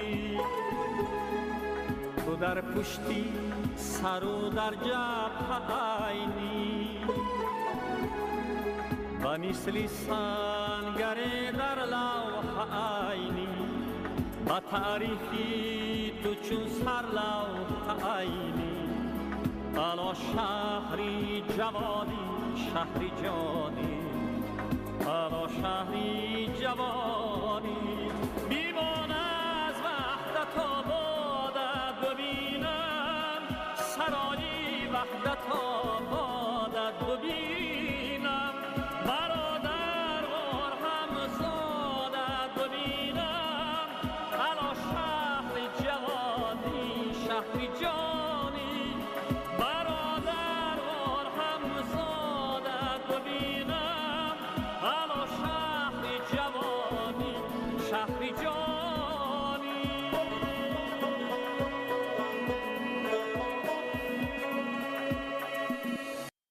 душанбе шаҳри сулҳу сайёҳӣ маркази баргузории ҳамоишҳои ҷаҳонӣ намуди пешрафту тараққиёт гаҳвораи фарҳангу тамаддун қалби тоҷикистон ҷабҳаи бузург варзиш аз як тараф маънои нерӯ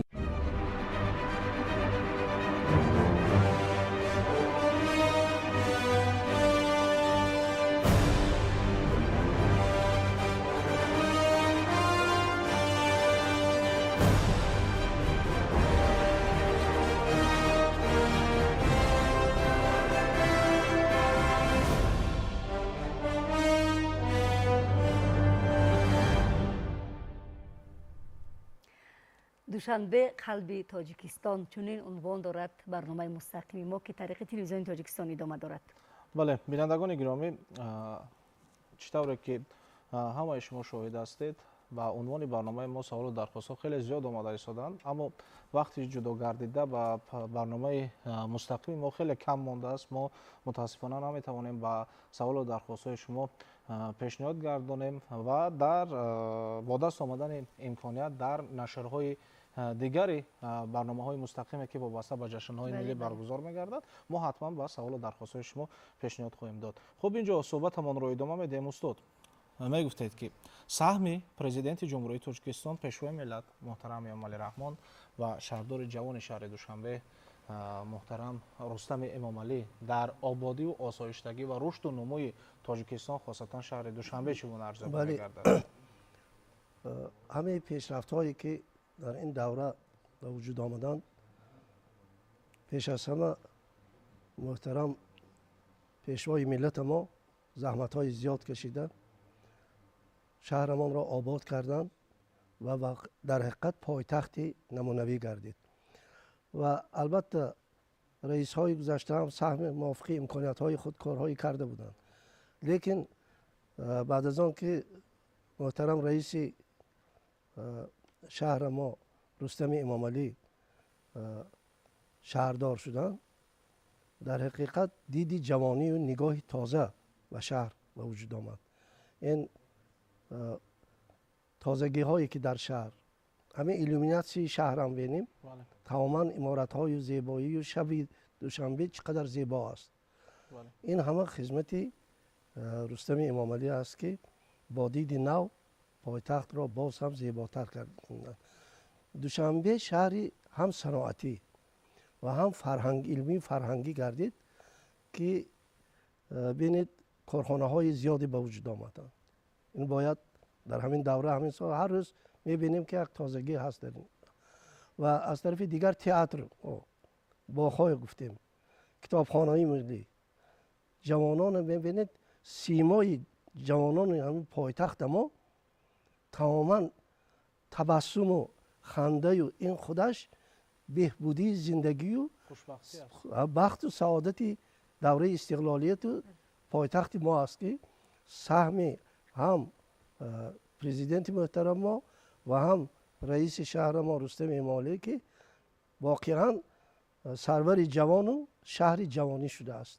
شهر، من گفتم شهر عاشقان شده است. بسیاری همین ما که در همین دوره خوانده بودیم، رفیقای ما، دوستای ما بختشان را در همین جا یافتند، در همین جا خانه‌دار شدند و امروز هم جوانای ما بسیارشون در همین جا بخت خود را می‌یابند.